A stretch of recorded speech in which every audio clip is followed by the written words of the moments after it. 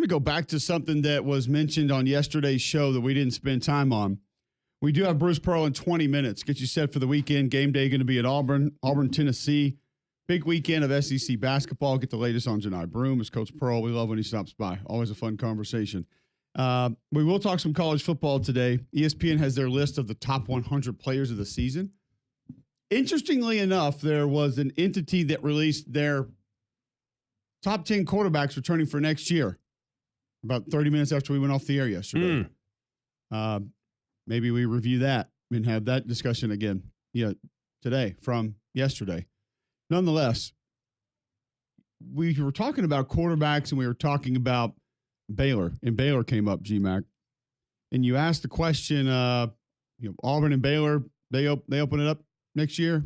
And listen, we haven't all really taken a look ahead that much, but it did get me thinking about week 1 of next season. And maybe folks don't really know if you are down in the dumps a little bit because of no college football right now, and you want something to look forward to and you want to feel good about it, well, I think I have that for you. We got action. It was announced yesterday that Sunday night, 6:30 p.m. on ABC, August 31st of 2025.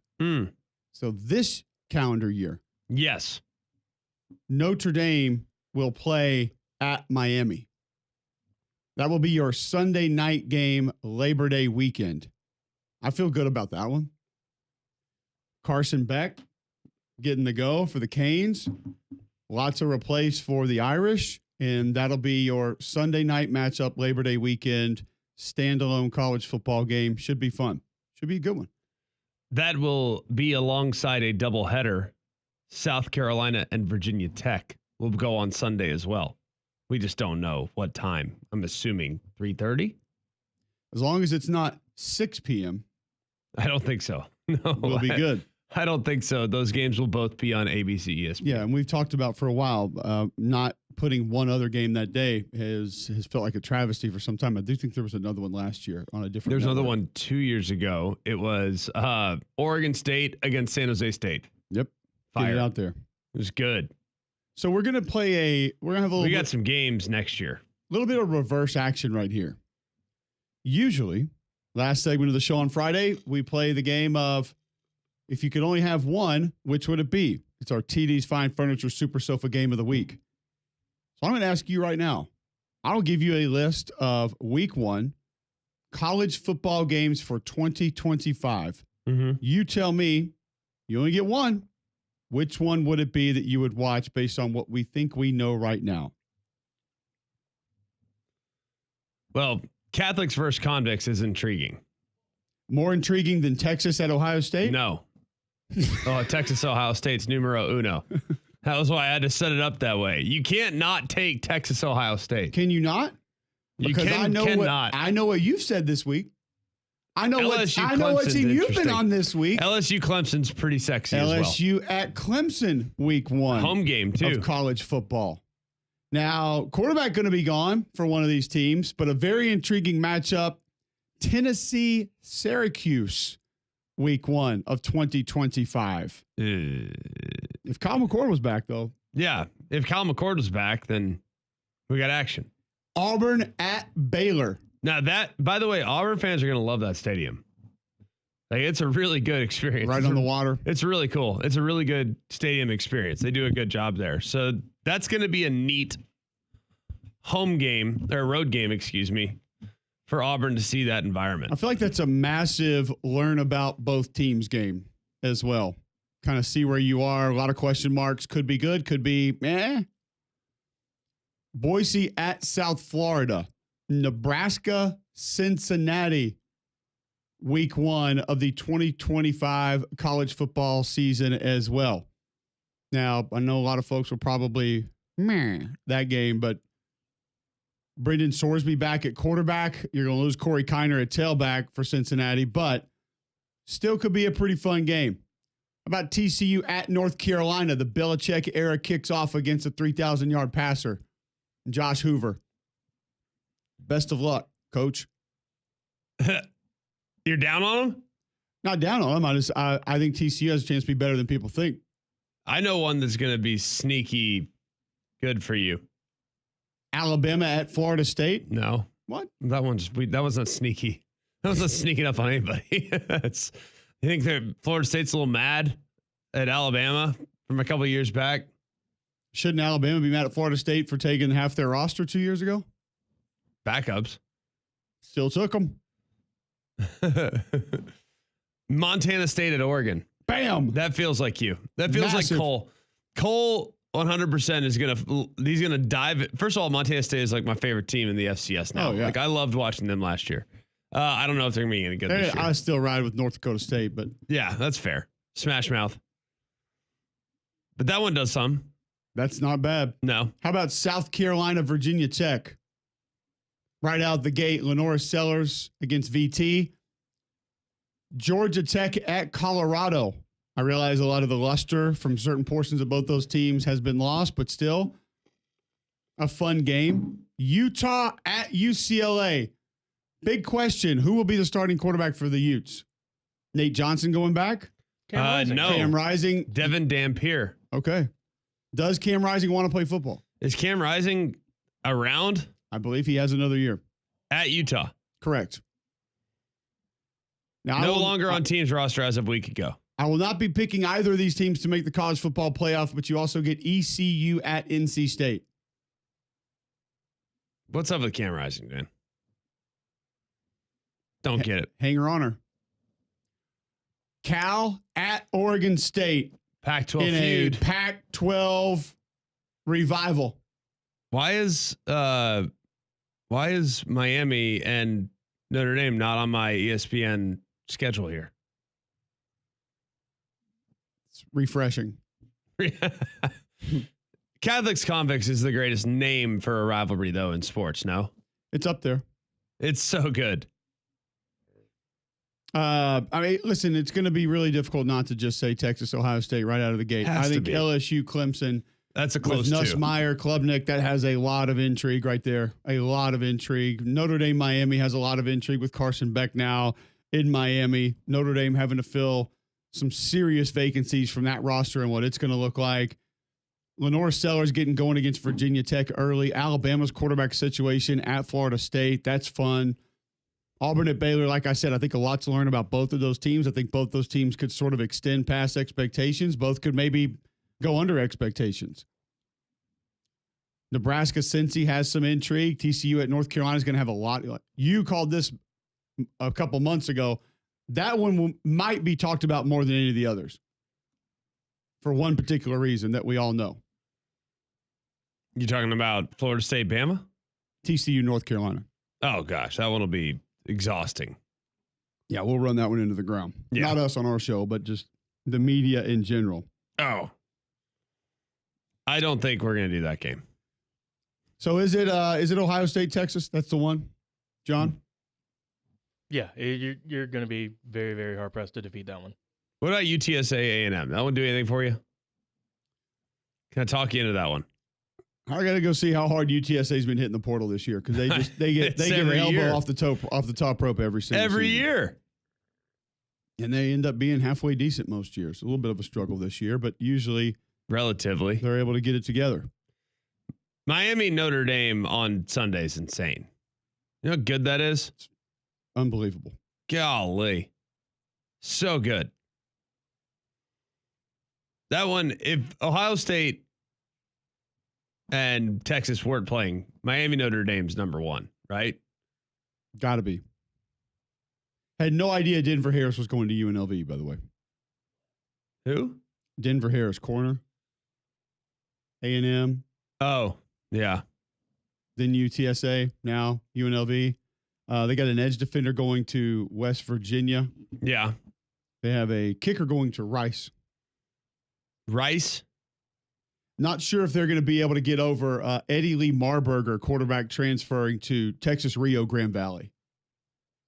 So I'm going to go A&M. I'll take A&M. Big on A&M. All right. Rocco Griffin, running back, heading to UMass. They have a linebacker going to Colorado. Every year. They just get destroyed. It's every freaking year. unbelievable. I mean, I've never seen anything like it. They have a running back going to TCU. I mean, it's every year. Another quarterback going to Weber State. Oh, hang on. Have you seen the Week 0 game this year? Looks pretty good. It doesn't stink. Conference matchup. The best thing about the number one thing I look for college football games, not stinking. You give me that, we got action. Well, Iowa State, Kansas State in Dublin, Ireland. I mean, that one's very intriguing to me. Nebraska Cincy is that week? That's the Thursday. Yeah. So it's still week 1. And then Buffalo, Minnesota is also that Thursday night, part of week 1. Yeah, looking at some of this. Wait, where do you have Nebraska Cincy? Okay. Yes, the Thursday before. I got it. 28th. In Kansas City. Big Arrowhead. That's actually going to be a sneaky good game. I'm telling you. Cincinnati can move the football.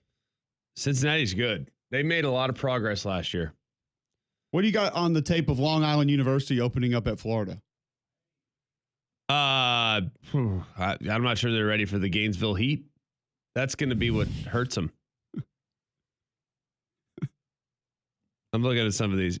Elon at Duke, Bryant at New Mexico State. Oh, Elon? He got a football team now? What is the week 0 game? Week 0, I just told you. Iowa State, Kansas State, and Dublin.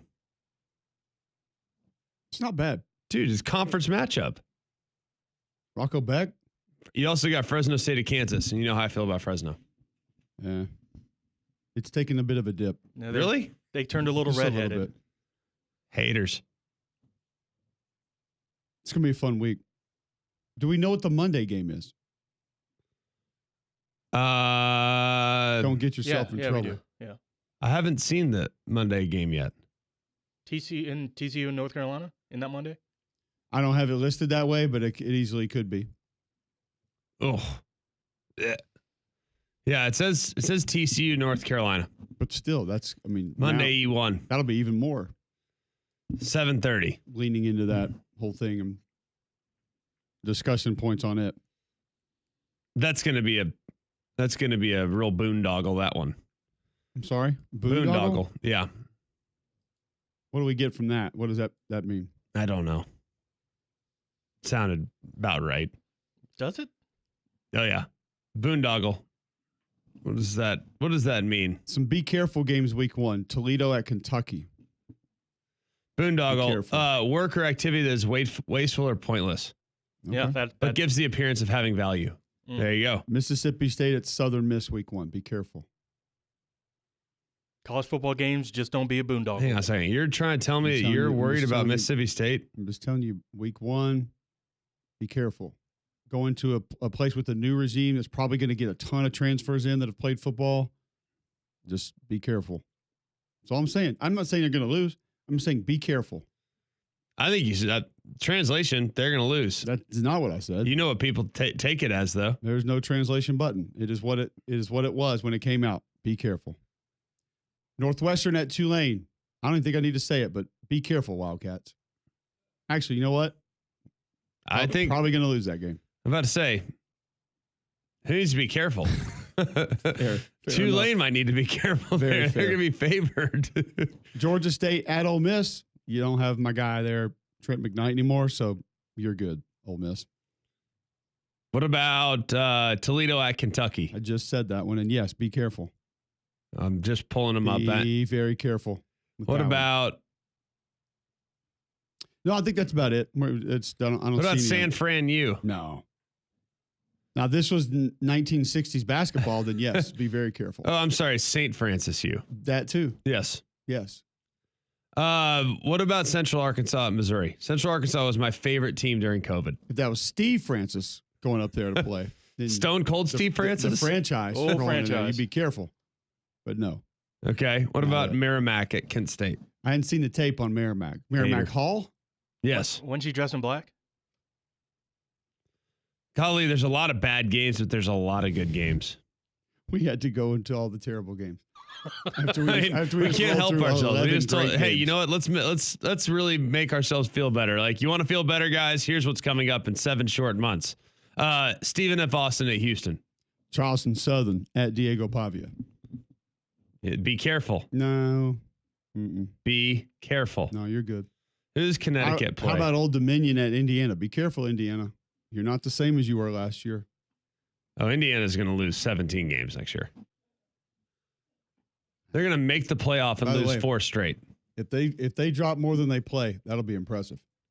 I'll be really That's impressed. saying something. Could happen. Yeah.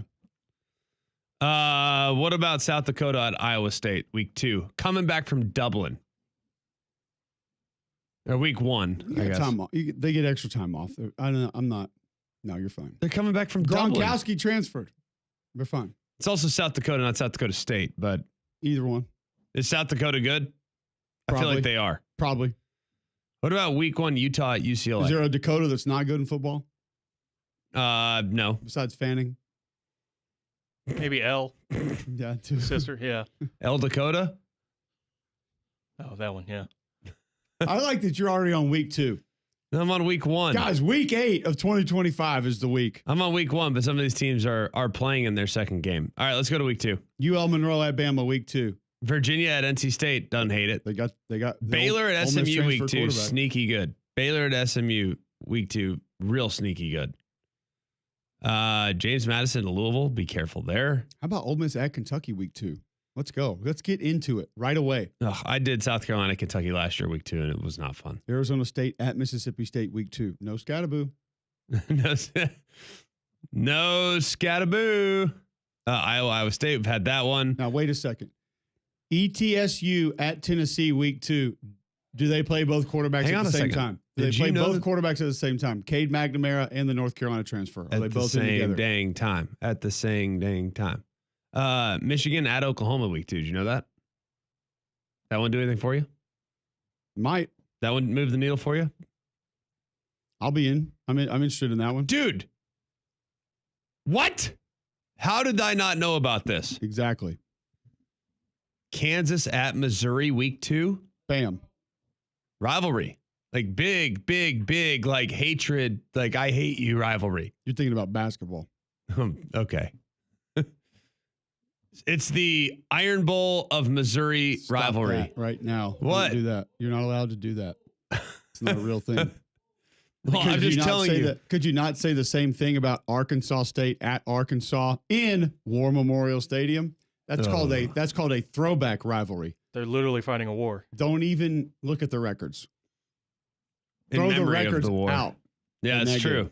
Now, if that was in Fayetteville, doesn't really count. War Memorial, Done, son. Not worried about it. be careful. Dude, I'm telling you, Kansas, Missouri is like on the same level of volatility and hatred as most of the intense rivalries that you'll see. Wow. And they haven't played it in like 15 years. Vandy at Virginia Tech week 2. Virginia Tech. How mad is Virginia Tech? Be careful with your start this year. Be very careful. All right, going to get to a break. We'll talk some college basketball. Bruce Pearl, Auburn head coach, going to join us next on Mac and Cube in the morning.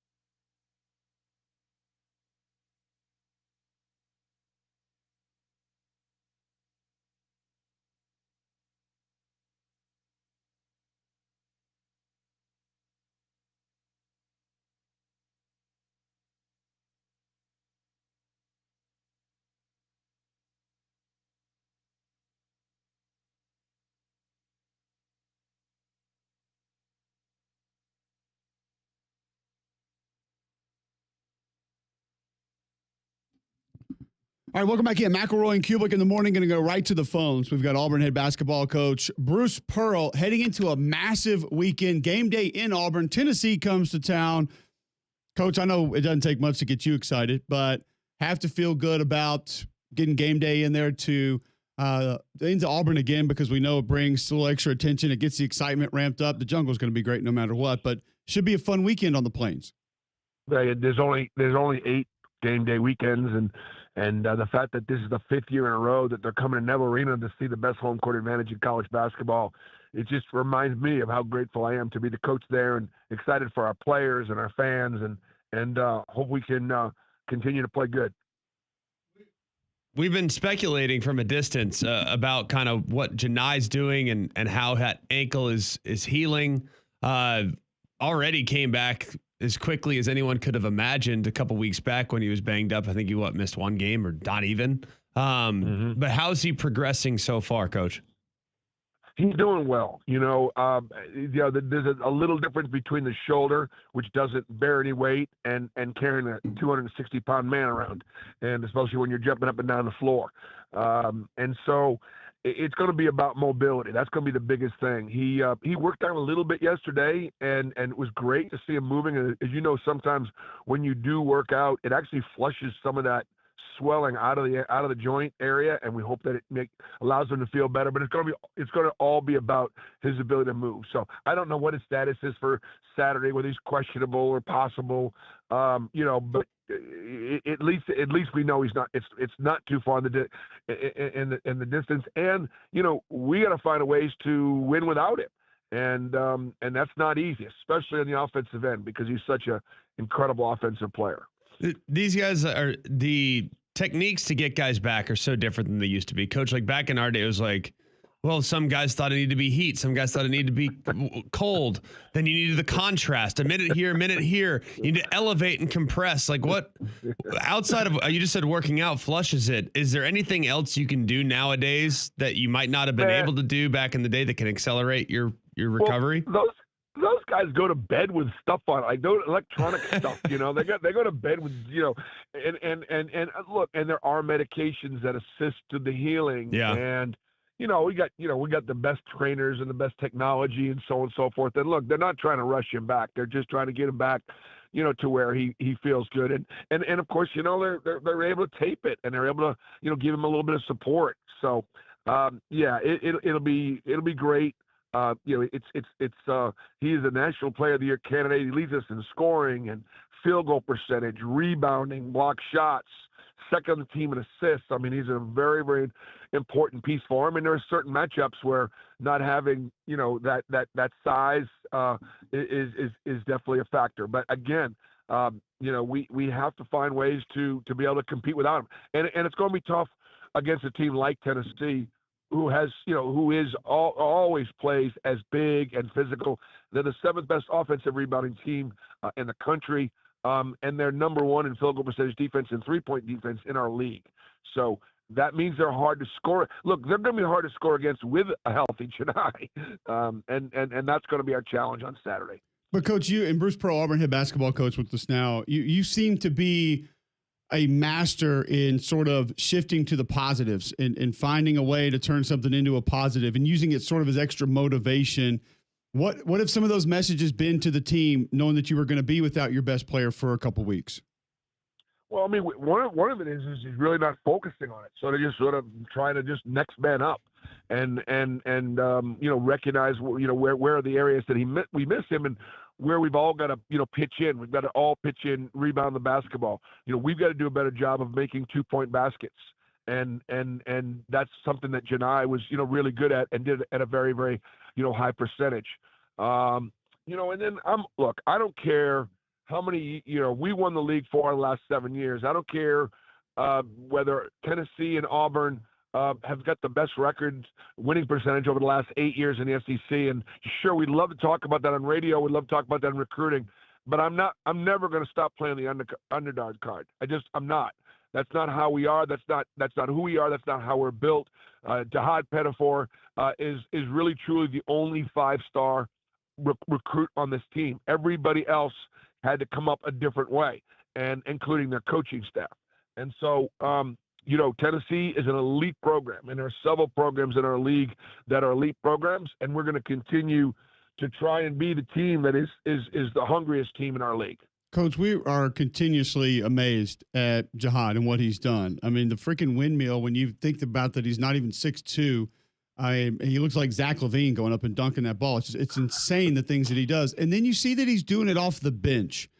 This was not in reference to your basketball team, but I love your big picture thoughts on how things work and how things really are, and you're always 100% honest with us.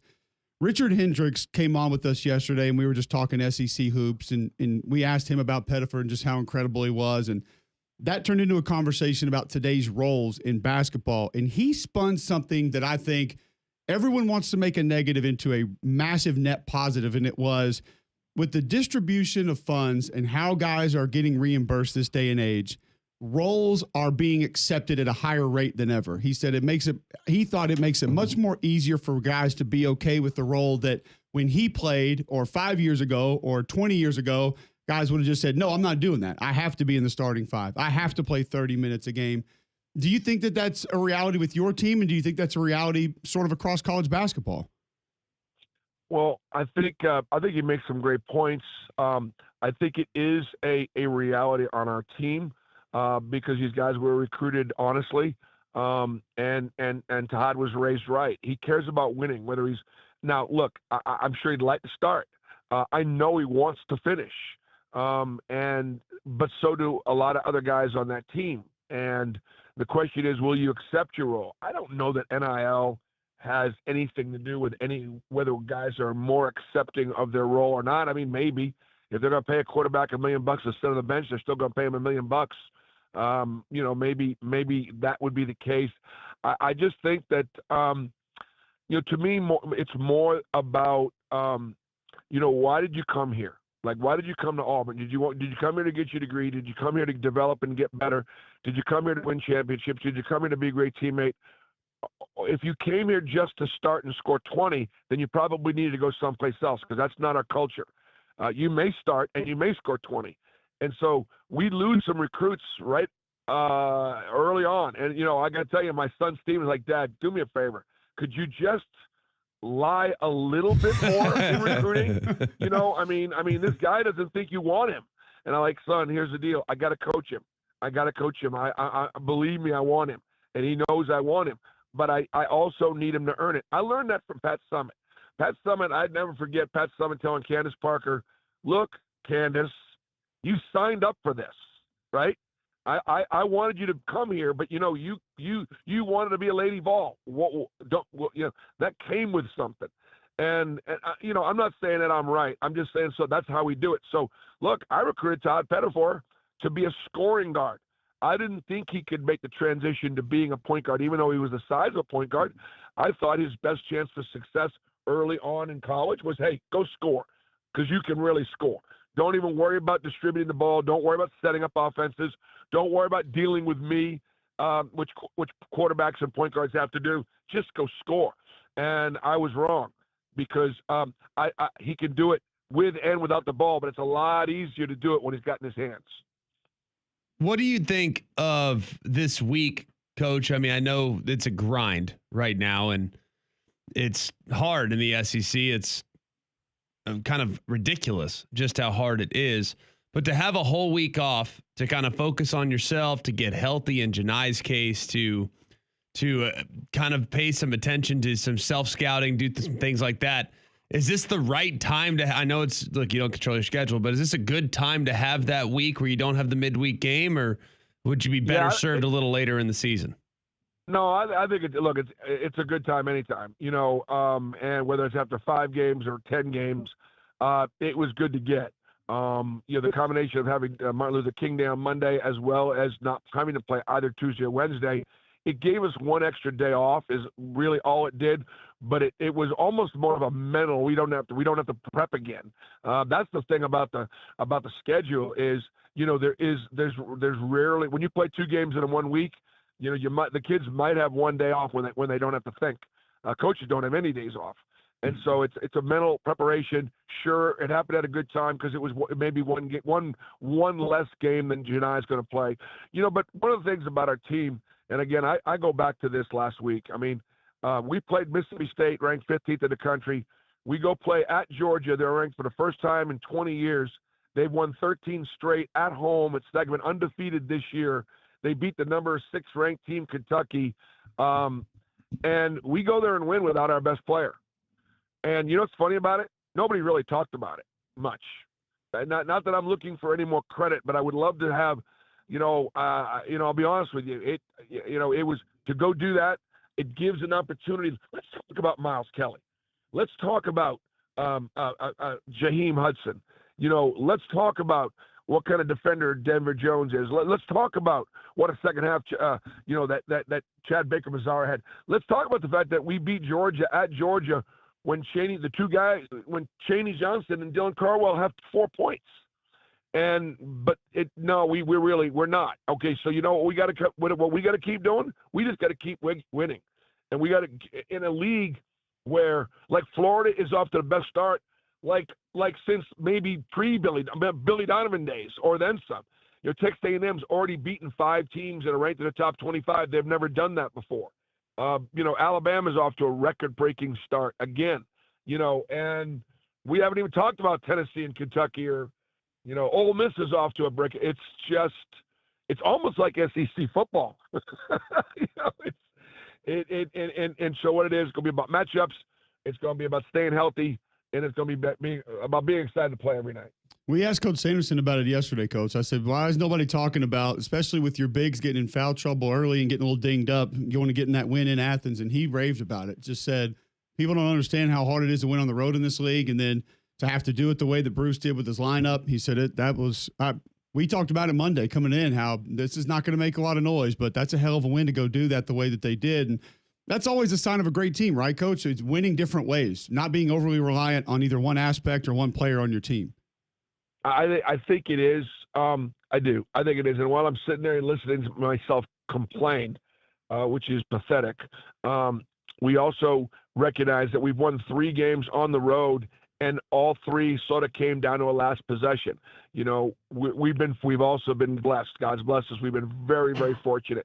And so just sort of recognizing that. I think the other thing that's going to be, we've had some adversity, but we haven't lost in 10 games. And, we're going to lose in the SEC. I think the teams that can lose and bounce back and not let a loss, handling the adversity of a loss and losing the number 1 ranking at some point and things like that. That's going to be the key, I think.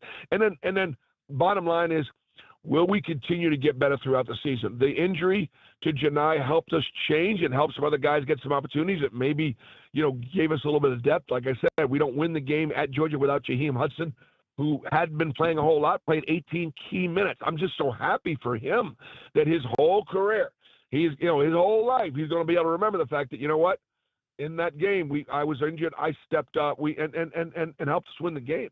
So it's really, really good stuff.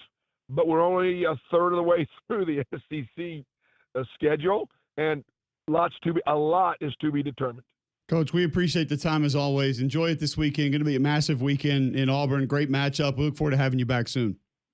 Appreciate you guys. Thanks, Cole. Thank you, Coach. Bruce Pearl joining us on the Buyers Right Hotline, just talking Auburn basketball. Big weekend set for the Tigers as Tennessee comes to town, game day in town. And you go through, Greg, kind of what he's mentioning of that schedule. Auburn only has this left on the schedule. Number 6 this weekend, number 16, number 5, number 4, number 16 again, number 9, number 13, and number 4 again. That's all. That's it. No big deal.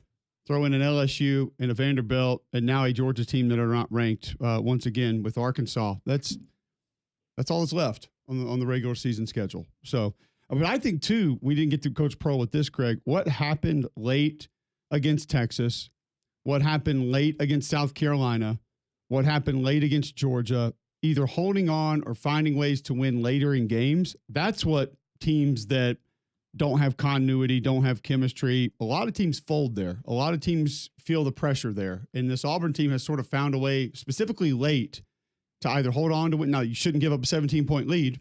You could go that direction, but you could also say a lot of teams continue to just let that go down that path and don't find a way to get the win.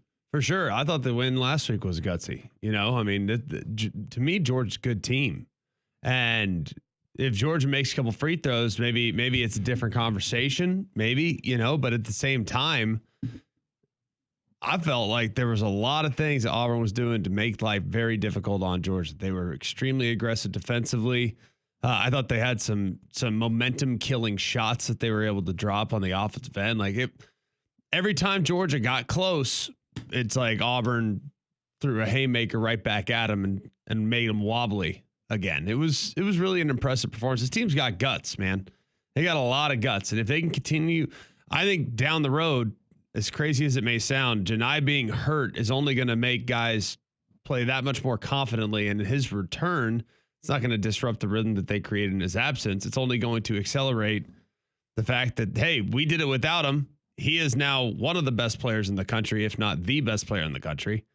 Now having him back, it only allows the rich to get richer. So I think it's a good spot to be in. Yeah, Bruce went a little bit of a different direction, but that's what I was kind of hoping to hear from him of how he has spun this into a net positive for his team, because I know he's done it, but I also love the fact that he said, hey, we just don't focus on it. He's not going to be back when it happened. We're going to be out for he's going to be out for a couple of weeks. We got to figure out how to do it without him. We didn't just lean on it and talk about it all the time. I like that strategy also. So great conversation with Coach Pro. It always is when he joins us on the show. We love having him on. We'll have Josh Klingler does sideline for the Kansas City Chiefs radio broadcast at 8 a.m. Stanford Steve sort of recaps the college football season with us at 9:20. Still a lot to get to. And we'll go back to the week one schedule, but also some of the best players of this past year and another position group going into next year. Who are the top running backs returning in college football next season? Because I believe it was a very underrated running back class this year. What will it look like next season? We'll discuss that and more next on Mac and Cube in the morning.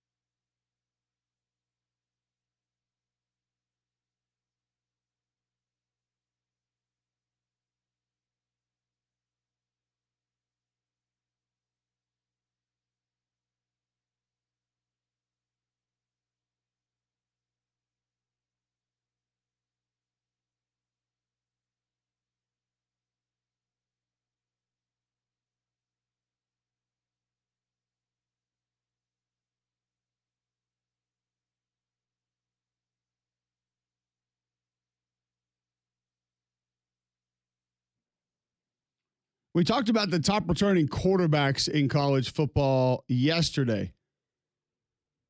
I feel like only a couple of running backs made a lot of noise this year, but I think this is going to be a supremely underrated running back class going into the NFL this year. A lot of guys that just had a ton of success and I think are going to make good pros that aren't going to get a lot of run. It's actually really bad news for those guys going to the NFL. You think about like a Jarquez Hunter. You think about a Woody Marks at USC. You think about a Taj Brooks at Texas Tech. I think they could all be good pros. And all were extremely valuable and productive for their teams and going to be gone. RJ Harvey at UCF going to be gone. Nobody's talking about him. Excuse me. Caleb Johnson at Iowa going to be a really good back. Quentin Cooley at Liberty was a really good back. DJ Giddens at Kansas State. I think he's back. No, he's gone. He's gone. He's leaving. Yes. Devin Neal, Kansas. Really good back. I don't think Mario Anderson's going to be in the NFL, but he had a great year for Memphis after having a really good year at South Carolina. So I think there's a bunch of back. Who's talking about Woody Marks right now? You and I both love him. We think he's great. He gets a zone scheme in the NFL, he's going to be a good back. Don't disagree. I promise you he'll be good. It's just nobody's talking about a lot of these guys that had a lot of production. And I think we had a lot more 1,000-yard backs than people realize. And Damian Martinez at Miami. We knew he was a hammer. We knew it. And he actually split some carries and still had a heck of a year, went over 1,000 yards. I think he's a good back. He keeps his shoulders so square. He's really solid. He's awesome. Now he's a Maine Coon guy. Loves the big cats. Yeah. But he's a cat guy. But he's a heck of a running back. I think that there are a lot of guys that are leaving that maybe gave teams more than people recognized last year. And then it brings you to the question of who are some of the best that are going to be back this year. Yeah. Because I think we thought Dylan Sampson was going to be good. He exceeded a lot of our expectations. It was even better than we thought. And we thought he was going to be really good. So Amarion Hampton, a lot of people talk about him and know about him. He was awesome at North Carolina. Scatterboo, we know, late season run, had a great year. Genty, one of the best years that any running back has ever had in college football history. But who's next? Is Ahmad Hardy transferring over? Is he one of those guys? Mekhi Hughes, is he one of those guys that has sort of that year? It doesn't feel like the high end, top end names of just, oh yeah, put it in stone. That guy's going for 1,500. He's going to be impossible to stop. Singleton coming back at Penn State, I think probably one you look at and say, yeah, I'll probably look at him first. Jeremiah Love, if he's healthy at Notre Dame, could be one of those guys for sure. But just interesting to kind of look at where it all was this year, and then maybe where I'm assuming Quinshon Judkins is going to leave. He's leaving. Yeah, I don't expect him to be Come back. Come on now. Travion will be gone at Ohio State, so that'd be two more big time backs that are going to be gone. I just kind of wonder who are going to be these feature backs next year in college football. It's a good question. Then again, I also, when you think about these featured backs, these great backs and whatnot, you look at the two guys at Penn State, they're game changers, right? Yep. I mean, no argument there. You look at the two backs at Notre Dame, game changers. Everybody's got two. And nobody has just one back anymore. I mean, even you referenced it, Quinshon and Travion. Davian Martinez. Like, think about how many guys were legit, big time, good, quality, high quality players, and they shared carries. Yep. I mean, a ton of them. And that, to me, is a sign of the times and kind of where we're going as a sport. There's going to be more and more guys that are signing up to say, yeah, you know what? I'm okay being a backup or a number two guy that gets 11 carries a game, because when I get to the show, I'll have more tread on the tires. Yep. Makes sense to me. We heard that story after the national championship game about, how Ryan Day went to Travion Henderson and said, listen, we got a chance to do this. Would you be okay with it? And he welcomed it. Bring him in. Yeah. Let's do it. Is Taj Brooks back? I believe so. He's big time. But one of the other reasons that I wanted to have this conversation was that he's in the Shrine Bowl. Okay, he's out. Dang it. Some of the All-Star games you can play in and still play in college. So a lot of the guys we mentioned are going to be other places. What about Justice Haynes at Michigan? Yeah. Feels like a good fit for him. I think he's good back. Fluff Bothwell was super productive at South Alabama. He'll be at Mississippi State. Rashul Faison at Utah State last year had a really nice year, was super productive, and he went for 1,109 yards, 8 rushing touchdowns. He goes to South Carolina, where a lot of attention is going to have to be placed on the quarterback running the football. He could have some lanes that open up. Ahmad Hardy at ULM, who we have watched play, you put him in that zone scheme at Missouri, he could be a guy that has a ton of production. Mekhi Hughes, who I mentioned out of Tulane, is going to be at Oregon. That's one that you could see, okay, like he could have a big year. So we might not really know right now because, and some of these guys come out of nowhere. We've seen this already. Like Malachi Hosley is a Penn running back that's going to Georgia Tech.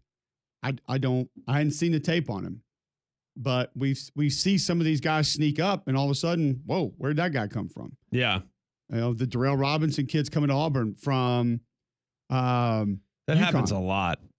I mean, remember the best one in recent years that was, I don't want to say shocking, but no one knew how good he was Kenneth Walker a couple years back. Yep. Remember? Like, went from Wake Forest, just a guy, solid guy, good player, to the best back in the country at Michigan State by a mile. So guys will sneak up now. It can happen and kind of come out of random obscurity to become All-American potential guys. There's no doubt. And you look at like an Eli Sanders from New Mexico, 1,063 yards, 9 rushing touchdowns, 7.23 per carry, by the way, is going to Ole Miss. You think he's going to have some space? I would think that's fair. Yeah. I mean, he'll have a chance to put up numbers. So some of these guys, we might not even know who they are just yet, what they're going to be, and are going to end up being just dynamic running backs. The Kane Udoh kid from Army going to Arizona State. He was a grinder at Army. The fullback? Yeah, pounder. I mean, he could be, and look, they've done it with a bigger back. We know that. He could kind of be, now if he gets into a feature role, maybe he's somebody that goes and puts up big numbers. So it's just going to be interesting to see kind of how it plays out and who those guys are. Because usually I feel like we could go down and say, okay, this guy, this guy, this guy, this guy. Most of the big time backs are gone. And then a lot of the other super productive backs are going to be gone. Who are the other best ones that are going to be returning? It's an interesting practice after we did it with quarterbacks yesterday to kind of take a look at it. I mean, you like go down the list, it's like, golly, that guy's pretty good. That guy's pretty good. And there's really a lot of good backs that I had kind of forgotten about. And guys that were backups last year that might end up becoming dudes this year. You know what I mean? Like that happens all the time where a guy leaves and he was just kind of buried and, whoa, hang on a second. Who's this guy? Oh, he was the backup last year? Wow. Let's mention a couple of those on the other side. First, I'll tell you about Your CBD Store. Never forget about them. Broad spectrum mango CBG gummies that can deliver an uplifting effect to give you a great start to your day right out of the gate. No jitteriness. You're not going to have the palpitations, but you're going to feel good about your day getting it going. You need better sleep. They can help you with that. CBN, Blueberry CBN gummies for a great night's sleep. They've got those at Your CBD Store, largest brick and mortar CBD retailer in the world. They focus their attention on being the best plant sciences company out there. First company to have USDA certified organic oil supplements. They've got the stamp seal on those products because they meet and achieve a certain set of standards. Go check out Your CBD Store. Arthritis, anxiety, gut health, skincare can help your daily routine be better. Visit one of their 3 locations, Highway 280 by Baylor Brothers, 150 by the Cajun Cleaver, and Trustful just off 459. Your CBD Store, where good health hits home. We'll keep talking running backs. Are there running backs that you're looking forward to watching that you think could sort of take the next step in college football next year that you think maybe show up and have a big season? We'll discuss it after this on Mac and Cube in the morning.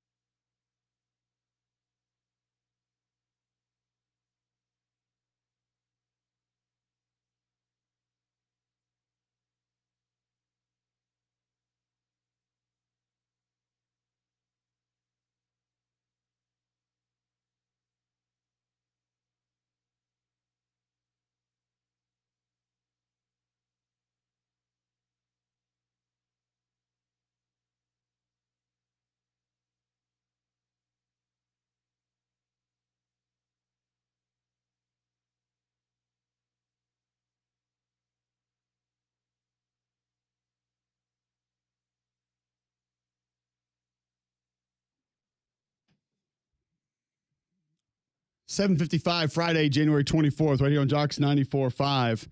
Don't forget the fact that it is flu season and you want to protect your home best you can. We're right in the middle of it. Make your home healthier with Trane's Clean Effects Home Air Cleaner. Removes up to 99.9% of airborne particles, including those that cause virus. 100 times more effective than standard air filters, 8 times more effective than HEPA room filters.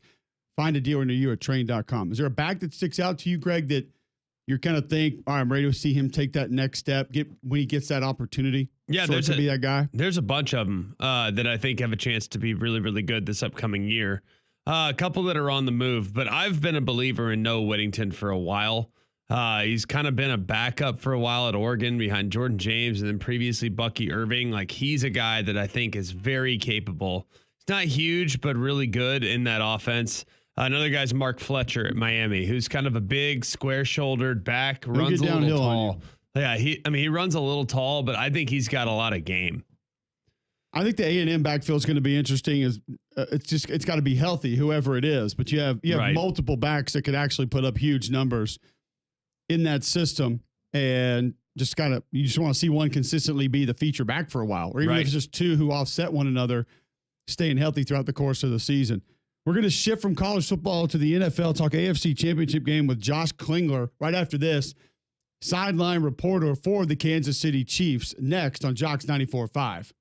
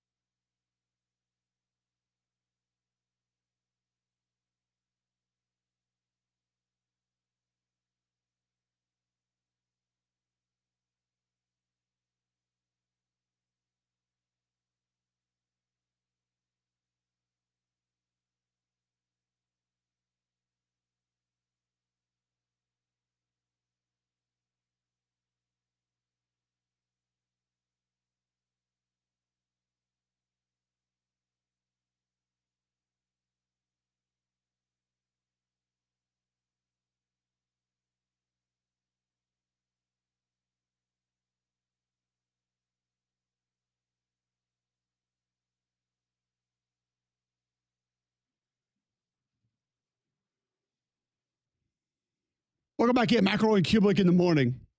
8 a.m. Hour number 2 underway Friday, January 24th. Listen online, jocksfm.com. App is in your app store, iPhone, Android. Download that for free. Watch live on YouTube. Search Jocks945. You can always tune in that way. We're going to switch over to the AFC Championship game here in just a moment. First, Greg, tell our listeners about Bromberg's. Bromberg's been a great experience for us. I've always appreciated what I'm getting from Bromberg's. When I walk in the door, I know I'm getting taken care of. I know that I'm getting the best possible deal and I'm getting the best possible service. That's what I love most about shopping at Bromberg's, because it's got a little bit of a hometown feel, man. You walk in, you know everybody in there. They take great care of you. They know your preferences. They know your wife's name. They know your kids' names. It's really awesome to know that you can go and shop with friends and family. They're at Mountain Brook Village and at the Summit. Go get a natural diamond. Go get all gold jewelry. Go get beautiful timepieces that will last a lifetime. So go and check them out in Mountain Brook Village and at the Summit. It's Bromberg's. Sounds like Trinidad James should stop in. Let's go to the Buyers Right hotline. Welcome in Josh Klingler, sideline voice for the Kansas City Chiefs radio broadcast. And Josh, we look at this game, we know the first topic of conversation for just about anybody is going to be quarterbacks.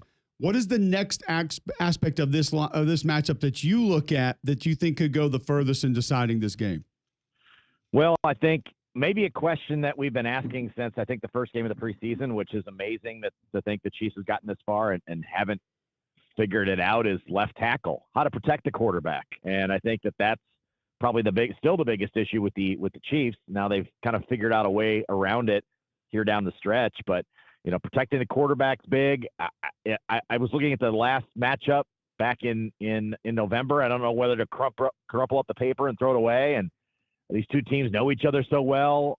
I got to imagine they've diagrammed some things specifically for the other at this stage. I mean, they basically meet each other twice a season now. And so it's almost like a division foe. These two teams know each other so well. So I think from the Chiefs' perspective, it's still protecting Patrick Mahomes and being efficient on offense. And then obviously, it is the quarterback, but I think it's the running aspect of Josh Allen that always gives, I think, the Chiefs a little bit of pause. His ability to work with his feet, ran for a big touchdown, and then ultimately threw the knockout in game number 1. And it's his ability to get loose running, I think, is, I can't count the quarterback, I'll count the part B of of Josh Allen, his feet. Yeah, he's something, man. He's a great player and has been a lot of fun to watch all season long. It does feel like his supporting cast and the run game has been excellent around him. I feel like that's something that's been missing in the years past, where maybe they just weren't as good running the football, but they're also not as good stopping the run. So how do we feel about, outside of Josh Allen, the weapons that he has at his disposal and the defense ability to step up and stop the run? Yeah, the Chiefs, at least defensively, have had a little bit of a problem in the middle of the field. And so if they can get the football to the tight ends, Shakir's a handful as well in the pass game. And then, don't leave out Cook in the run game for the Bills and his effectiveness, certainly their ability to run the football. You mentioned kind of stopping the football the other direction.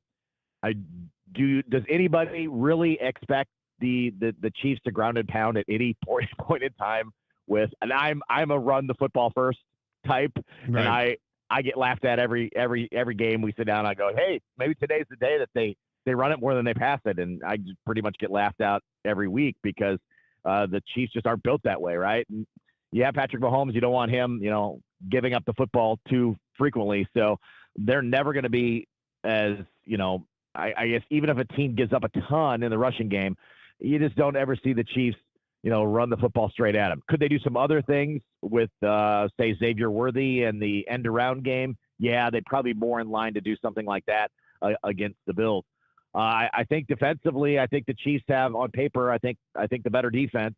They've been playing awfully well all season long. They started to turn people over towards the end of the year. I don't think they're going to get 8 sacks like they did last week, but certainly the defense, which doesn't get a lot of the shine in Kansas City or nationally, they're the reason this team is in this Super Bowl chase for the second straight year anyway. Last year was definitively based on the defense carrying them to the Super Bowl, and this year may, in a way, be not much different.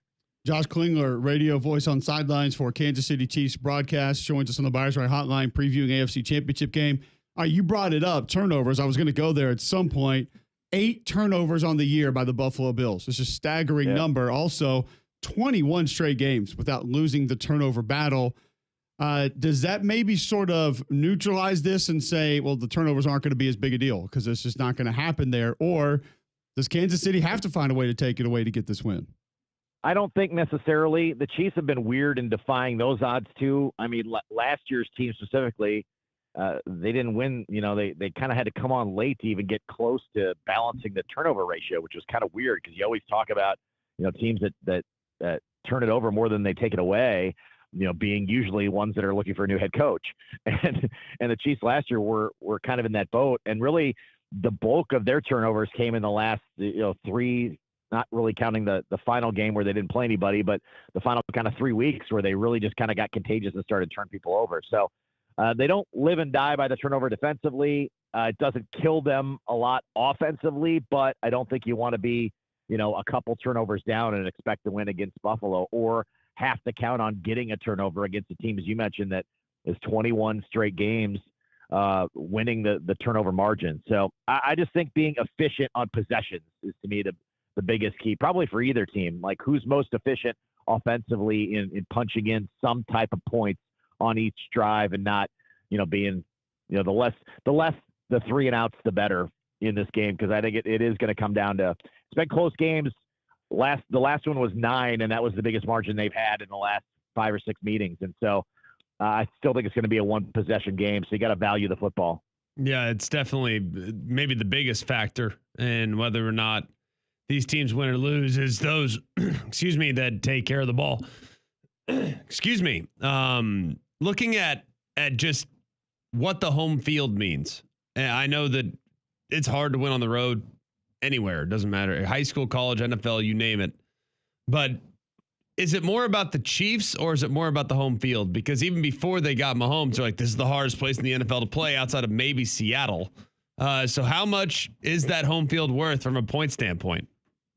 Well, I think that they're on the cusp of history. I think it's gonna matter. I think the first game of the postseason we saw a raucous crowd. It hasn't always been that way this season. I think this season in particular, I found that more visiting fans were getting into Arrowhead Stadium, and that could have been a factor of, hey man, these people have ponied up a lot of money over the last 5 years.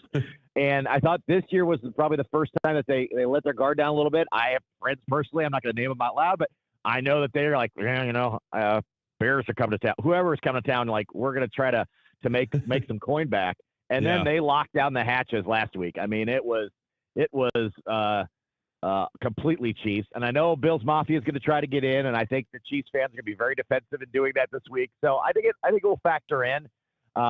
Also, you know, the Bills not having playoff success against the Chiefs, home or away, probably factors in, and it gets loud and the pressure can amp up and those types of things. I think gives a little bit of an advantage to the Chiefs, but yeah, having Patrick Mahomes kind of neutralizes those things. Like, I don't know. Yeah, it's always been a great venue to a certain extent. Sure. And you know, Mahomes being a magician certainly amplifies it. But yeah, you'd rather have this game at home than on the road. Although, you know, the Chiefs went there and won last year, which you know, checked another box that they hadn't done. We're talking with Josh Klingler, Chief sideline reporter on the Buyers Right Hotline. I'm not trying to put anything about Travis Kelce down. He's one of the all-time greats. There's no doubt about it. But last week just looked a little different than the majority of Travis Kelce this year. Do you anticipate more of that through the rest of this playoff run? Hey, he still didn't house that touchdown. You know, he would have done that 5 years ago, right? that long pass where he got down near the goal line. But, you know, I think they had a matchup last week that favored, you know, getting him the football a little bit more. I think the Bills have always tried to take Travis Kelce away to a certain extent. Do you have to do that as much as previous years? Maybe not, but you saw last week he could still be effective when you get him the football in the middle of the field. So there's plenty of attention on him. Last week, the wide receivers were kind of non-existent. I think if those opportunities present themselves, they're going to get them the football a little bit more. I think what the Chiefs have done well, really, again, over the last, I hate keep saying over the last 2 years, but that's kind of been the new incarnation of whatever this point is of the Chiefs, is their ability to kind of chameleon on offense and not necessarily even take what the defense is giving them, but take a look at a game plan and go different directions. So this very well could be a wide receiver game instead. They're a little bit beat up in the secondary. Taylor Rapp had an interception in the first matchup. Obviously, he was injured last week. Can they take some vulnerabilities in the secondary and do some things that they couldn't last week, possibly? Yeah. Could this be a wide receiver game versus a Travis Kelce game? Absolutely. D-Hop didn't get involved last week. Do I expect him to get the football early and often? Yeah. So they could have a vastly different look than even a week ago. So, yes, playoff Travis Kelce's a thing, but also I think the matchups have to favor him, being a thing. He's been very content through other parts of the season, kind of being a decoy. The backup tight end, Noah Gray, had a fantastic season as the second tight end, and he had more touchdowns during the regular season. His ability to play off of Travis Kelce, and Travis has welcomed that. So I think it could take various shapes, but I think we certainly saw that he can kick it in another gear if he needs it.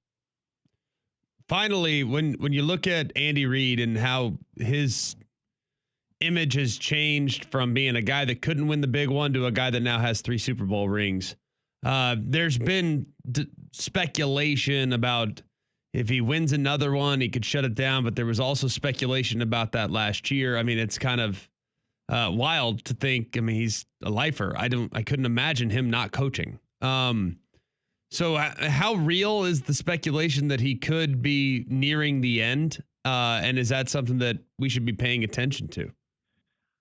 I don't think anybody will see it coming other than his very, very inner circle. And he doesn't allow all that many people in that inner circle. I mean, it's kind of the team and, I don't know. No one kind of speaks outside the family. You know what I mean? If I know what I mean, the circumstances that Sure. he's still kind of a mystery after all these years. And so, his family travels to a lot of the games.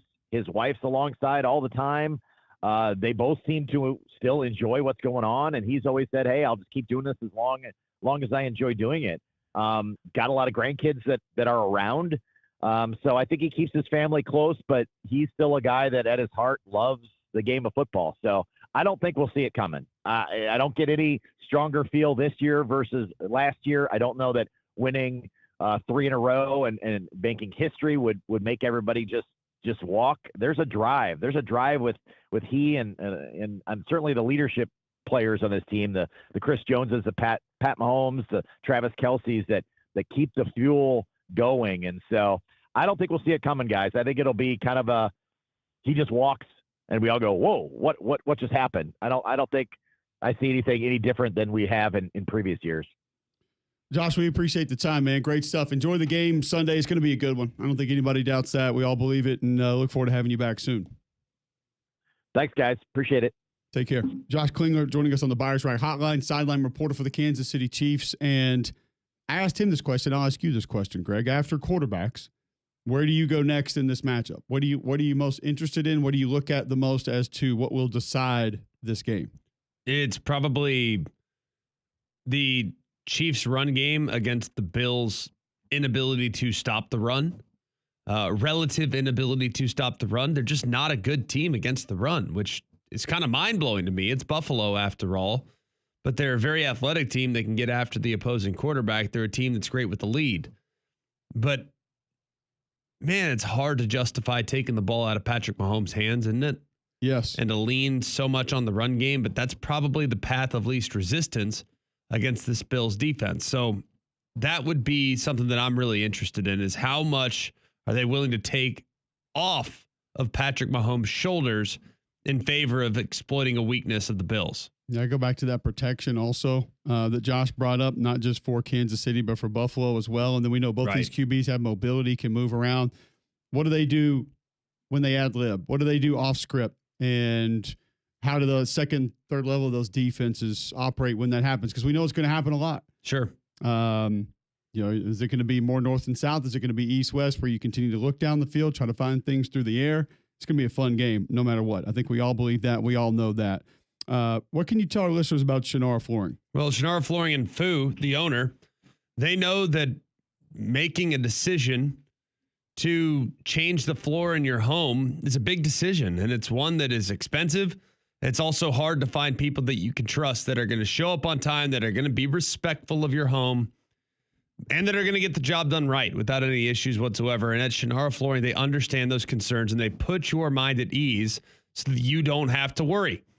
Fu built the entire company on a foundation of trust and integrity. So whether you're replacing old carpet or upgrading to hardwood, you can rely on Fu and his team at Shannara Flooring. They are a preferred Shaw dealer. So when it's time for new flooring, ask yourself, call who? Call Fu. Call them direct at 205-518-6423. And you can check out all the new styles for 2025 at ShannaraFlooring.com. Let's go to the NFC Championship game, talk a little bit more NFL playoffs before we go back to college football next on Mac and Cube in the morning.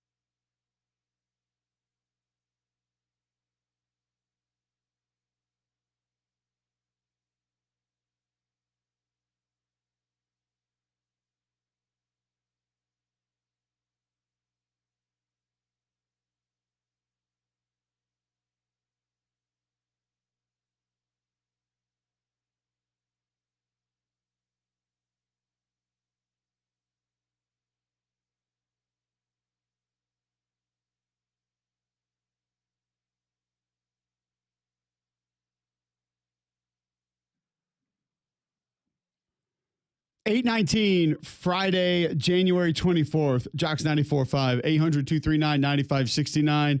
You want to get in on NFL playoffs, 205-834-9450. Championship Sunday coming up this weekend. One of the greatest days in sports. 2:00 Fox, Commanders at Eagles. Eagles. 6-point favorite, Philadelphia, in that game. 5:30. Feels like a lot, no? Maybe, but when you begin to stack the two teams up against one another, you get it. Possibly not. Yeah, the late heroics that this Washington team has had this year. Philadelphia's a better team. I just think that Washington has a little something that is going to be tough to deal with, mainly Jaden Daniels. No pushback for me. Bills at Chiefs 5:30, CBS or Paramount Plus. Just flip over there. Watch it there. The Mount. Kansas City a 2-point favorite in this one. Some of the things that were brought up, and also one of my favorite things about this day is that you get these two games back to back. Yeah. You get such a massive game later in the day, but it's not 10:45 at night when it's over. Like, that is the best part about this day. It's like, you hold on, I can still get a decent night's sleep. Like, I can go to bed at a decent hour and the game's over. Great. Don't have to worry about that. Just what we needed. We talked about those turnovers. Some of the things that the Bills are doing this year, 4 straight playoff games without committing a turnover, going back to the 2023 wildcard game against Pittsburgh. That's the longest streak in NFL history. 21 straight without losing the turnover battle. And a lot of that has to do. That is a ridiculously long time. And when you think about Allen, a guy that moves in the pocket, is going to leave the pocket, he's going to run some. Yes. But that pays off for him. That is a massive benefit for what they do and who they are. Do you think Kansas City has to turn this team over to win this game? No, I don't. I don't think it has to be a turnover fest. I think it can be one that's just played straight up. But the thing that's amazing about Kansas City is how often they win the margins. They win in the final 2 minutes of the first half. They steal points in the final 2 minutes of the first half. They go 2 for 1. They don't allow you an opportunity to steal points in the half. Like, they find a way in the playoffs to just do all the little things that give them a slight edge that can tip the scales in their favor. Like, I think you look at these NFL playoff games, and while it hasn't been the most competitive rounds of playoffs, think about how many games are decided by 3 points or fewer, and how many points are scored in the final 2 minutes of the half. Yeah.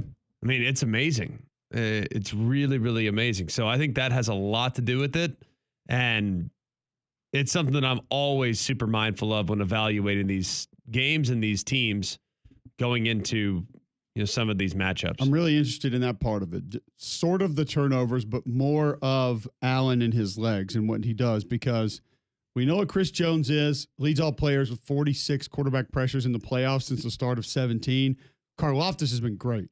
Was great last week. He's been just a great addition since they drafted him out of Purdue. 3 sacks, 7 quarterback pressures against the Texans, who, by the way, just could not block anything in that game. I mean, C.J. Stroud was just being demolished from start to finish in that game. Crushed. But that's the part that I want to see. Not just the Buffalo protection, but when it does break down, it will at times. How Josh Allen reacts to it, what he does off of it, because he can do it himself, but he has other weapons too in some lower percentage situations that can hurt you. Mainly James Cook. I mean, he can dump it off, and Cook's 19 scrimmage touchdowns this year, 3rd most in the NFL. Behind anyone? I'm going to say Saquon. Nope. What? Mm-mm. How many Saquon got? Don't know. Don't care? Don't really. We'll get to NFC in a minute. Jahmyr Gibbs 22, Derrick Henry 21. James Cook has 19 scrimmage touchdowns this year. So yeah, that's you look at Cook out of the backfield, Allen running the football. How many touchdowns Allen got? Well, he's tied for the most career rushing touchdowns in the playoffs with for a quarterback. Oh, for a quarterback. Lamar? No. Vic? Think longevity here. Cam Newton. Yes, the extended playoff career of Cam Newton. John Elway. No. He didn't have a long playoff career, really. That kind of came late, honestly. Longevity. Steve Young. It'd be Tom Brady. Boo. You just hate Brady. Just say it. All the rushing quarterback. When I think Brady, known for mobility. When I think scrambling and touchdown rushes. I would love to know how many of Brady's were quarterback sneaks. It had to be 87%. I'll take the over. What? Yeah, I'd say all but one. What about QB draw? From the 3. Yeah. From the 2. Let's go. Basically, translation, basically quarterback sneak out of shotgun. You actually had a great guess there, because Brady and Allen are tied with 7 career rushing touchdowns in the playoffs for second all time. Steve Young, the most all time with 8. Steve Young would have been number 1. Yeah. If I really, like you said, all right, don't tell me, don't give it away. If you had to bet on somebody, it would have been Steve Young. I still think Steve Young underrated. I also thought Donovan McNabb, to be honest with you. Those would be like the They two. had a couple. That wouldn't have been a bad guess because they had a couple deep playoff runs. Oh, they had a couple great 3-4 runs. years They in a row. were pretty steady in the playoffs there for a little while. So he had a lot of games. Yeah. James Cook, 187 rushing yards this postseason, most by any Bills player in a single postseason since Thurman Thomas in 1995. Gosh, how good a face mask. 204, the best. He and Kenneth Davis both had the same one. You know he started over Barry Sanders in college. He's also good. I mean, people act like Thurman Thomas. People say that act like Thurman Thomas wasn't really good. Dude, Like, Thurman Thomas was amazing. Did he get in the Hall of Fame? I believe so. Yeah. Yeah. Hall of Famer. You know, he's fine. Not bad. Those Buffalo teams were just loaded. Yeah, they did not have dudes. Andre Reed, Thurman Thomas, Jim Kelly. Andre Bad Moon Reed. That's not him. It's Rising. not the same guy. This guy had his house burned down. Oh, wow. No. What, he was a scrub, apparently. You did not have to go there. Wow. He is in the Pro and College Football Hall of Fame. Is that good? It's good. 12,000 career rushing yards. I can't believe he started in front of Barry. He only had 65 rushing touchdowns and 23 touchdown catches as a pro. So not too bad. I would say it's a decent run. Yeah, 17,000 career yards. Not too bad there. Pretty good. Pretty good. I'm amazed at how many people are like, oh, I don't know. Like, what? Thurman Thomas. Okay, he wasn't Barry Sanders. Fine. He was awesome. He was freaking awesome. Great player. Great face mask. What's most important? From? What? Where's he from? Oklahoma State? Well, like growing up. Juneau. Muleshoe, Texas. He is a Texas kid, so I'll give you credit for that. Yeah, that's a hard guess. Houston, Texas. Oh. What? Well, Missouri City Middle School. oh, Willow Bridge High School. Are they good? don't know him. Hadn't seen the tape, but hate him. Okay. Ain't nobody got time for that. All right. We'll go over to the NFC Championship game in just a moment. Before we do that, tell our listeners about Crocker Moving Services. They're a local company owned by an Iraq War veteran, Eric Crocker. Crocker believes in hiring movers you can trust to complete full background checks and run drug tests on every single employee. These are good guys, and you can trust them in your home. Whether you need your whole home packed up and moved, your company headquarters moved across the country, or you just want them to come rearrange your living room, they got you covered. They also do deliveries for furniture that you've purchased and need to get to your home. So call or visit them online today for a free quote. The website is crockermovingservices.com. That's crockermovingservices.com. Support your veterans by choosing Crocker Moving Services for your next move. Saquon, 13 rushing touchdowns on the season, 2 receiving touchdowns on the season. So 15. Not far behind, but that's where he would be compared to the others. We'll focus in on that game next. Mac and Cube in the morning.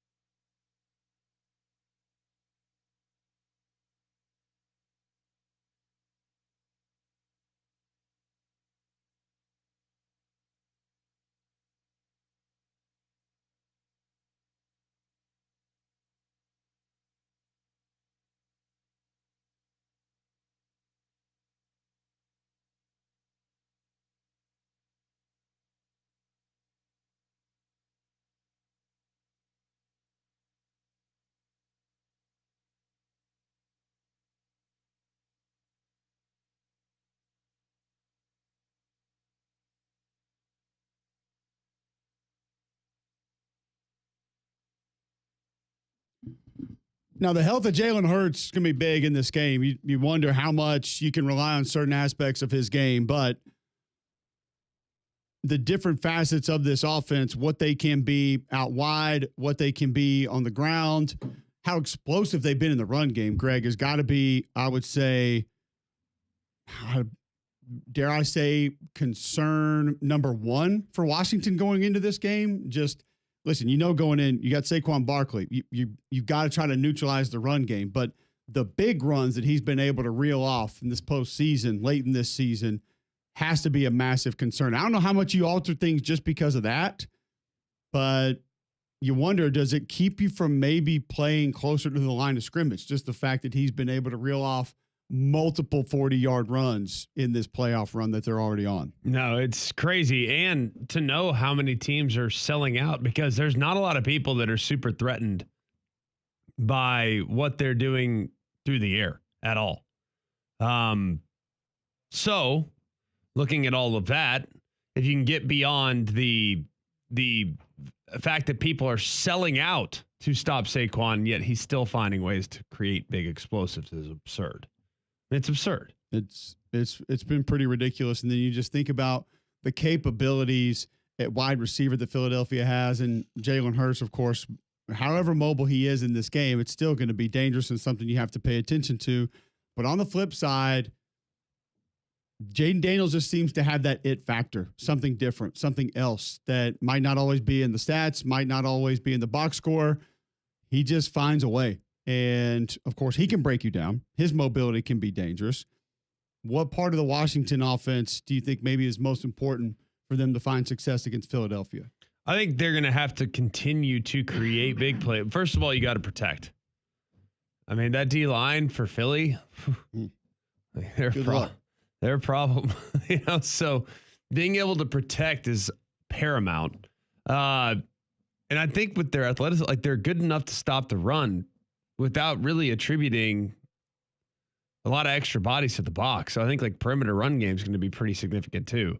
Like, a lot of what they're doing is off play action. They go heavy, play action, throw it over your head, right? I mean, Terry McLaurin's had a great year. I kind of anticipated being a little bit of a bomb squad attack from Washington. Like run, deep ball. Run, deep ball. Yeah. They're going to have to hit a few. I mean, that's pretty simple. They're going to have to hit a few downfield. Daniels did throw 5 touchdowns against this team earlier in the 36-33 win. That was week 16. He's the fourth quarterback to throw 5 touchdowns against a team in the regular season and then meet them again in the playoffs since the merger. That was 1970. Remember we talked earlier this week about Will Howard and what he did in the championship game, scrambling, but not just scrambling, but picking up first downs. You talked about you wanted to see how many that was and go back and look. Jaden Daniels has 34 scrambles that have picked up first downs this season, tied for the most all time. So when you include the playoffs, he'll do it in this game. When he does, he will have the most scrambles for first downs since they've begun tracking those in 2006. That's the aspect, and it's one of the things that I said when he was at LSU, Greg, that I thought was an underrated aspect of his game. Everybody knew that he could run. And we talked about this too with Will Howard for Ohio State against Notre Dame. It's when he decides to run and how he decides to run. There's just almost zero indecisiveness for when Jaden Daniels decides to tuck the ball and go. And that makes it impossible for a spy. That makes it almost, I mean, he's outrun spies the majority of the times I've watched him this year. Yeah, so you're not almost spying. Pointless. Yeah. And then when you decide to just tuck it and go, because most quarterbacks are going to think, move, and then, okay, maybe I'll go. All right, I got to go. Not Jaden Daniels. I mean, he puts the ball down and he leaves. And then he's an elite runner when he does that. So, yeah, that pass rush is going to be fierce, but you just wonder, how do you alter it and who do you alter it with to try to mitigate that part of Jaden Daniels' game? That's, I think, a big question. I'm not sure that you have one guy. There's never going to be a right answer to that, by the way. There isn't a right answer. And honestly, if you have one answer, you're in trouble anyways. You better have a handful of answers. So you can't just be, all right, well, you got Jalen all night, or Jaden, excuse me, all night, or Jalen, by the way, in either direction there. Yeah. You got them all night. No, that's not going to work, because they're going to run. If they identify who the spy is, they'll go with all sorts of different things to confuse. Shallow crosses to create natural picks. QB sweeps out the gate, be able to create a little bit of a rub over the top. Like if you're responsible for that one guy, that's fine, but that's putting an awful lot on one guy's plate. Like you better mix that responsibility up for sure. Is the most surprising part about what Washington's done this year the weapons around Jaden Daniels, that they've been able to do this? I don't think a lot of people had I think their weapons Terry are better McLaurin than on you their realize. fantasy team going into the season. No, but I think their weapons are better than you realize. I'm not going to say that they're up there alongside what the Chiefs had a handful of years ago, but they're not bad. It's a good group. Solid. I've seen worse. Well, you got the veteran presence of like a Zach Ertz. You get a little bit of juice with the De'Ami Brown every now and then. You get some change up stuff, but I don't know how many teams in the league are raising their hand as Terry McLaurin. Yes, we would love him as our number one. He's not your prototypical what you think you would look for as a dominant receiver in the league. Usually like a solid kind of a 2, maybe a 3, but he's been that guy for him this year. Brian Robinson, obviously, we know he's a banger and can give you some of the tough yards. A guy you'd love to have in the lineup, but not overly dynamic at that position. No. And you get Eckler as a bit of a change-up guy, but it's just that I think if we would have ranked these before the season, I'd have loved to see where Washington's weapons were outside quarterback compared to all the other NFL teams going into the year. It'd been pretty low. Probably. I mean, I don't think that I'd put them up there alongside some of the best weaponry in the NFL, but I do not think they're a bunch of slouches. No, it just didn't. By any stretch. Yeah, it's not the guys that I think everybody was standing up, raising their hand for, like, how do we go get that guy? No, but I think McLaurin's really good and has perennially been underrated. He just hasn't ever had a quarterback. I think De'Ami Brown was a guy that we all really liked in college. Yeah. But, I mean, so much of having good potential at the receiver spot is having quality quarterback play. Now, sometimes it's the receiver that elevates the quarterback. I don't think there's any doubt. I think that's rare, but extremely rare. But I think that it kind of depends. Like if you look at, let's count the times that receiver elevated quarterback. Okay. Everyone playing with Charles Johnson. yes. Everyone playing with Randy Moss, including Brady. Well, if you look at Brady's numbers before he arrived, like it's not an unfair thing to point out. You could look at Larry Fitzgerald. Yeah, Kurt Warner was going to be good either way, though. Kurt Warner was good, but he was good. He elevated guys before Kurt Warner. I think Jamar Chase. If you want to say, like, look at Joe Burrow's numbers before he got there. How do we know? He was good the year before he got there. Who? Burrow? Not great. He also only played 7 games. Yeah, he also got pounded into submission on a weekly basis. Yeah, it's true. It's very true. But you're right. I mean, I think if you look at the receivers, Jefferson, definitely one of those guys. It doesn't matter who they throw in the lineup. Like 100%. Jefferson's amazing. I think you could even make case AJ Brown. Like how good was Jalen before they got AJ Brown? He got a lot better when AJ Brown arrived. There are not a ton of guys over time that you would look at and say that guy definitively. Julio definitely made whoever was in at quarterback better. Like, no question. What. Absolutely. 100%. I mean, I don't even know what Matt Ryan's numbers were before Julio arrived, but not as good when he was there. Definitely got better. That's for sure. Yep. Also got older too. I mean, Matt Ryan at that point early in his career, and by the time you get to year 5, 6, you're probably in pretty good shape. But I don't know. I think you look at these weapons that there might not be household names, but I do not think that they're slouches by any stretch of the imagination. No, I would agree. I think one thing that's going to be big in this game is fourth down. The Commanders, they go for it on fourth down a bunch. And how often do they have 150 points on drives with a fourth down conversion this season? That includes playoffs. That's 47 more points than any other team. And you saw it against Detroit. You've seen it at other spots this season. Like they're not, and I know Daniels has a lot to do with that and his ability. And it's got to change your third down calls and give you a wider variety of what you're going to be able to go to on third down, which makes you really tough to defend. Yeah. If you know that it's not just going to be this because there's a potential that if they pick up a yard or two, they're going to go ahead and go for it on fourth down. So that's a massive advantage for Kingsbury as to how you can call plays on third down, maybe even some second downs, knowing that you're going to get those fourth down opportunities. It's a huge, huge help to know that you got 4 downs to get it. It's massive. But you string a couple of fourth down stops together, look out. All of a sudden, it's a different game. Different game. Yeah. Like, okay, yeah, it's great to be a guy that's fourth down and roll the dice and all this other stuff. That's awesome. There's nothing cooler than a coach that empowers you to go do it. Go miss a couple and see how much fun that is. You want to hear how silly it is? They're 20 of 23 on fourth down this year. It's ridiculous. It's insane. It's stupid. And we never talk about this. This is like never a real conversation of, all right, what are they going to do on fourth down? Just to give you an idea, 150 points on fourth downs this year. The next closest team is Buffalo with 103. The Eagles, by the way, have 68. The next closest team after Buffalo will be Detroit with 92, and then Denver with 74. It's like it's unworldly what they've done, and that's part of, I guess, going into the season of they figured out what they had at quarterback, and then just, hey, that's going to be whether it's analytics, whether it's somebody looking at the book, or just feeling like this is something we need to give us an advantage in a lot of different games, and it's paid off for them. The most ridiculous thing about the 20 of 23 on fourth down is the fact that they're 6 for 9 in the postseason, meaning they were perfect 14 for 14 in the regular season on fourth down. You know how ridiculous that is? It's insane. It's insane. Completely insane. So that'll be a big part of this game. You think they can turn over the Eagles? The Commanders? They've got 6 this playoff. Plus 6. Is that good? good? Have not turned the ball over in this playoffs. I think they can. Yeah.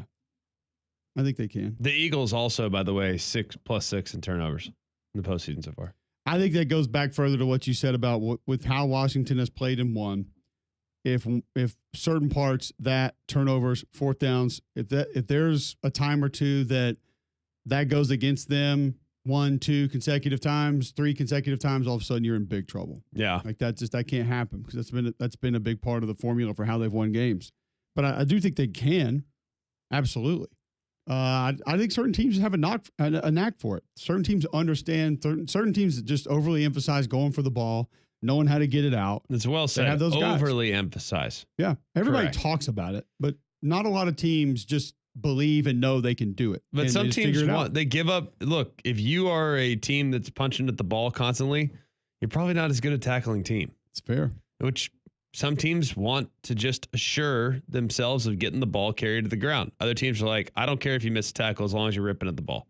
But I feel like if you tackle as a team, you can almost be both. Correct. And like you look at Oklahoma this year, I think a big reason they were able to get the ball out a lot of times is they had multiple people at the ball on a very consistent basis. And they were great at getting the football out and taking the football away.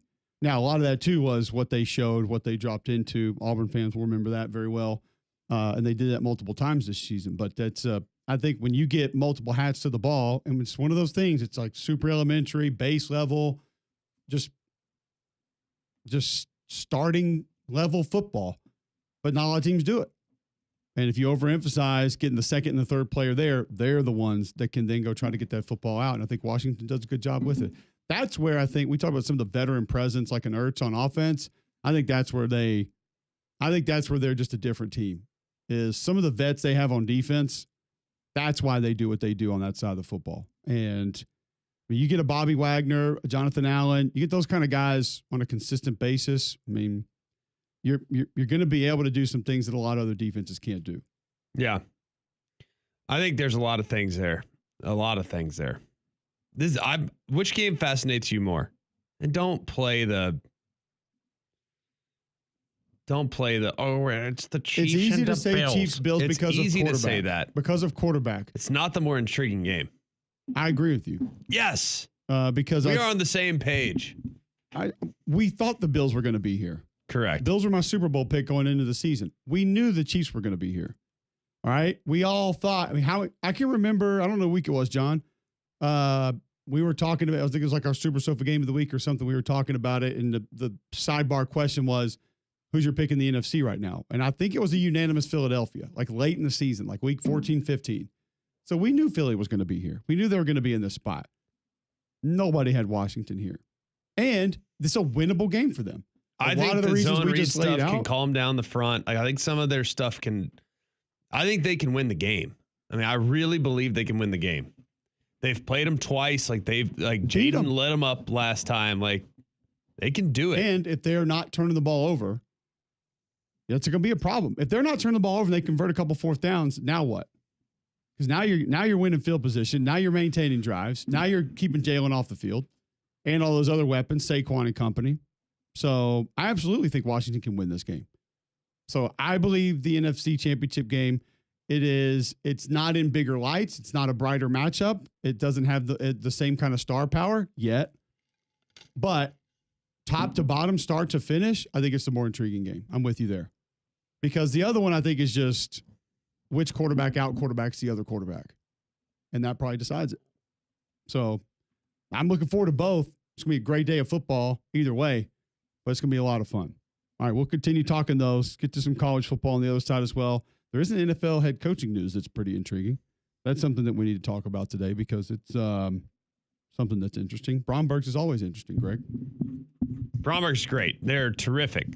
I am not, by the way. I almost just tossed my microphone away. Did you see that? On accident. I wasn't trying to. You should be ready. I'm ready now, but you see the recovery. I just bobbled the ball and just caught it one-handed in the back of the end zone. Ball security. What? Ball security. Well, hold on to the ball. Brombergs will never drop the ball. They have responsibly sourced their diamonds from all over the world, and they honestly do an amazing job. That I'm just very grateful to have developed the relationship I have with Brombergs over the last 7 or 8 years. We've bought countless pieces of jewelry that we know is timeless. My wife actually had both pieces on that she purchased, that we've purchased over the last couple of years last night. They looked great. And we are very grateful to the sales staff that has helped us out so much. But the natural diamond is the thing that I love most. I mean, those natural diamonds that they have in there are beautiful. I think natural diamond process is amazing. If you are ever interested and you want to nerd out, check it out. 3 billion years ago is when this diamond began to be created under the earth, over 100 miles below the earth. And to know that it's there sitting in the store waiting to find its way onto your finger is pretty amazing. We also know that it supports 10 million people worldwide and that it also supports animals and supports land and supports communities all over the world. So go get that responsibly sourced diamond, that natural diamond that you can only find at Bromberg's in Mountain Brook Village and at the Summit. All right, we'll come back and give you a quick portal update. Hour number 3, a lot of college football there, a lot of things we need to get to. That's all next on Mac and Cube in the morning.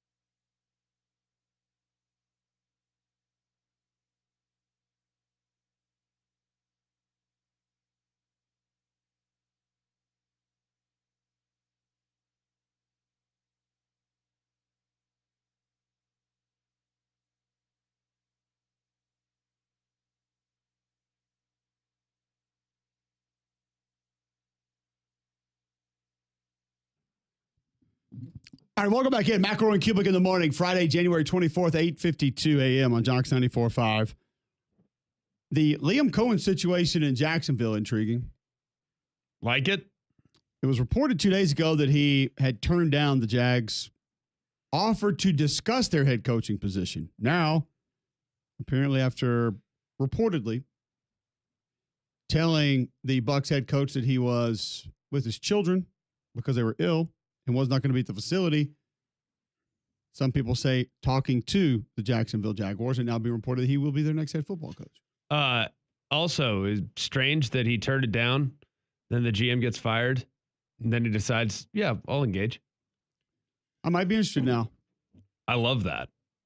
Since that guy's out, I'm in. Holler at me. You get rid of Balky, and I'm in. Let me know. Some transfer portal news from college football. Baylor is going to get Ohio State cornerback Calvin Simpson-Hunt. Kansas State is going to get Ohio State offensive lineman Gage Fitzpatrick. The Washington Huskies are getting a commitment from Penn State wide receiver Amari Evans.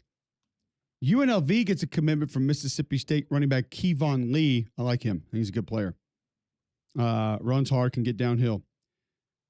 Ole Miss gets a commitment, Greg, from Penn State wide receiver Trey Wallace. Really good. You like him? I think he's very underutilized, and I think he's got a chance to have a really nice year. Kentucky, can't wait for your thoughts on this one, gets a commitment from New Mexico State offensive tackle Shiaz Pete. Shiaz Pete? I have not seen the tape. Why? We'll try to watch it, but, well, number one, didn't know I needed to. Now I know, and knowing is half the battle. That's what G.I. Joe taught me. But sure? I will try to go get some of it. Yeah, I'll try to watch it. What school? New Mexico State. Shiaz Pete. And finally, into the portal goes ECU punter Luke Larson. You may say, oh, is that a big deal? Larson. 7,099 career punting yards. Feels like a lot. I don't actually don't know. How much tread does he have left on the tires? Is it one of those Probably like not with much. baseball bats where you can only get 1,000 hits? Yeah, probably not much, Greg, because he is, wait for it, 37. 32 years old. Stop. You can't make this stuff up. And both sleeves are tatted fully. Legs? I don't know about the legs. Now he might be protecting those. You don't want to weigh the leg down with the ink. I've heard that can be Don't weigh the leg down with the ink. Don't. For those of y'all that think we're crazy when we say that every time, by the way, there has been players that will not get tattoos on their arm because they think it could affect how they throw the football. Players or just one? I just know of one, but Okay. I'm sure that if there's one, there's two. Okay. Just saying. Just a reference point, 7,099 career punting yards. Yeah. I would ask you guys to guess the all-time leader in NCAA punting yards in a career. There's just literally no way in Dylan hell. Gabriel. You couldn't give me one of the top 30 names on this list. I would hope not. From 2018 to 2022, Adam Korsak out of Rutgers, 15,264 career punting yards. He is the only player in NCAA history with over 15,000 career punting yards.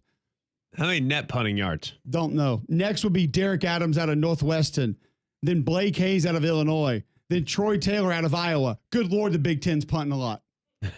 Wow.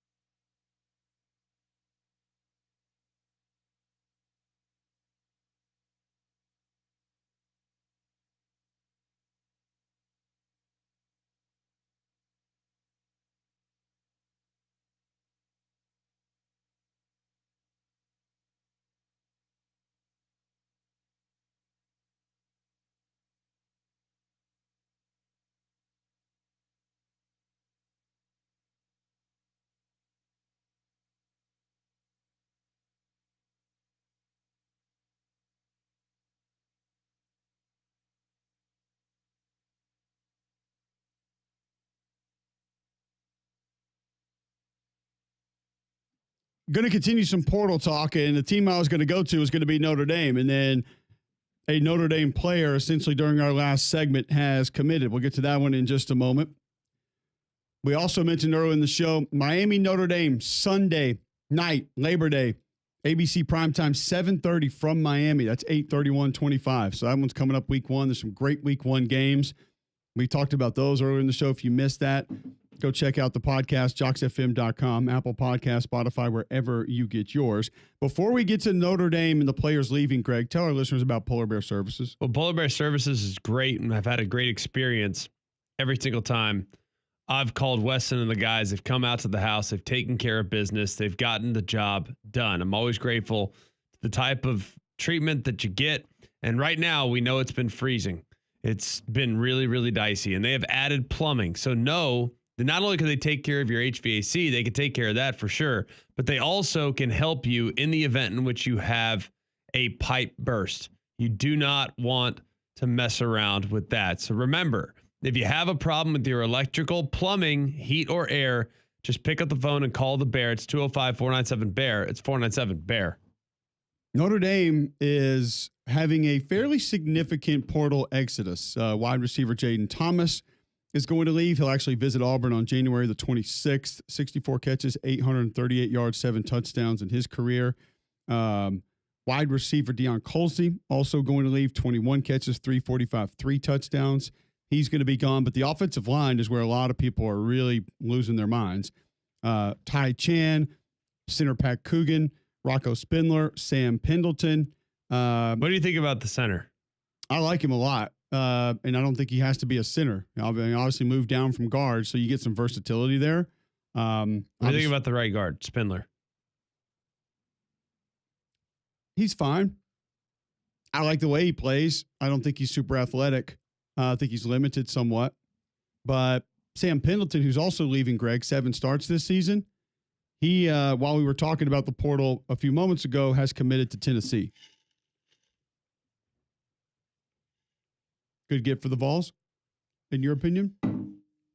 I mean, I think Pendleton can give you good reps. I think it might be an upgrade over one guard. I can give you good reps, for sure. So I don't know what his ceiling's like, but I think he can give you good reps. I think he's a solid plug-and-play starter. Yeah, I think it's a good get. And there are a lot of people that are very concerned with the amount of offensive linemen leaving, but you have to take into consideration the injuries that they had at those spots. And most of these guys likely weren't going to be starters based on what's coming back, based on maybe what's arriving with this freshman class. Now, we're not going to pretend like we know about all those guys, but we've been told by multiple people that they got a couple dudes coming in that might be able to start right away. That's tough, but we'll see. And you lost some guys to injuries, Greg, that are going to be back, most likely going to be starters next year as well. Yes. So, and you think about guys like Jagasaw, Anthony Knapp, a couple other guys that are good, like Ashton Craig will be back at center. Pat Coogan filled in for him. Like, I think there's a lot of reason to like the situation that they're going to have. Emil Wagner, the right tackle's still there. Like, they're going to be fine. Most people would be shocked if they saw 1, 2, 3, 4 offensive linemen hitting the portal in a week after your season's done. And you and I both sat here and said, oh, yeah, their offensive line's going to be really good next year, by the way. Should be. So they might be thin, though. Like, now that we can acknowledge, like, they might be a little thinner than they were this year. But we thought that was the death knell when they lost a couple guys in preseason camp because they were going to be young anyway. And then all of a sudden they ended up being one of the strengths of their football team. So I'm not overly concerned. But, yeah, depth is a concern for everybody right now. That's just kind of what it is. But you'd love to have some of these guys back, specifically the leadership of Coogan, what he did. We've seen what he does pregame, kind of his attitude, his demeanor. He's a guy you want on your team, just no matter what. And then he gives you some versatility to play center and guard. Yeah. To do that in the middle of the year, it's not easy, but he's a guy you'd like to have, no doubt. Spindler, I think, is serviceable, maybe a little ahead of serviceable. I think Pendleton's a good player, but you got other guys. You got other guys that can play and other guys that are going to start. So it's not a massive concern for me other than what you just stated. The depth is going to take a massive hit because these are guys that know the system. They've played with one another. They've been out there together. That is got to be the biggest concern for Marcus Freeman is just that now that room loses a ton of continuity. A whole bunch. So we'll see. I mean, if they're any good, I have no clue. But I am curious to see how the freshmen come in, because I'm not sure what they did or what they put in the water, but to have multiple freshmen be able to go in and not have any drop off whatsoever, it's pretty remarkable. That's unbelievable. I mean, seriously, like the fact that the guy's first career significant, meaningful reps were in the Orange Bowl and he's kicking people out from right guard, but he's really a left tackle. It's like, golly. I mean, this guy's going to be a player. So I can tell you what I'm not worried about. Them. They're going to be fine. Yeah, I talked to him after the game, too. Just the mentality of Jag you saw is he's what you want, which it feels like for some reason, somehow they just always get those guys that you want in that room, playing that position. There's just, they're those type of dudes. Yeah. And then, too, we mentioned we had the running back conversation earlier in the show. And, I mean, you'll have Jeremiah Love back, who is, can you give me a more dynamic back returning next year? I don't really know of one. I think he's kind of very thin air. If there's one better, let me know. I'm not sure of one. Yeah, it just doesn't feel like it. You'd be interested to see where they go with wide receiver and losing Thomas and Colsey. Not what you want, because it's not let's just say it's not a great room anyway. It's a solid room, but it's not. They don't win games because of that group. Greathouse will be back. Faison will be back, but you'd like to have a few more different targets there to be able to do some different things. Chris Mitchell was banged up, right? And then couldn't go. I thought Chris Mitchell was going to be great for them because I saw him at FIU, and I thought he was going to be a big-time player. So, well, Chris Mitchell was good for them. He just did not have as big of a role as they had anticipated. Part of that has to do with the fact that he's kind of a one-trick pony. He's a deep ball guy. Yeah, down the field guy. That's kind of who he is.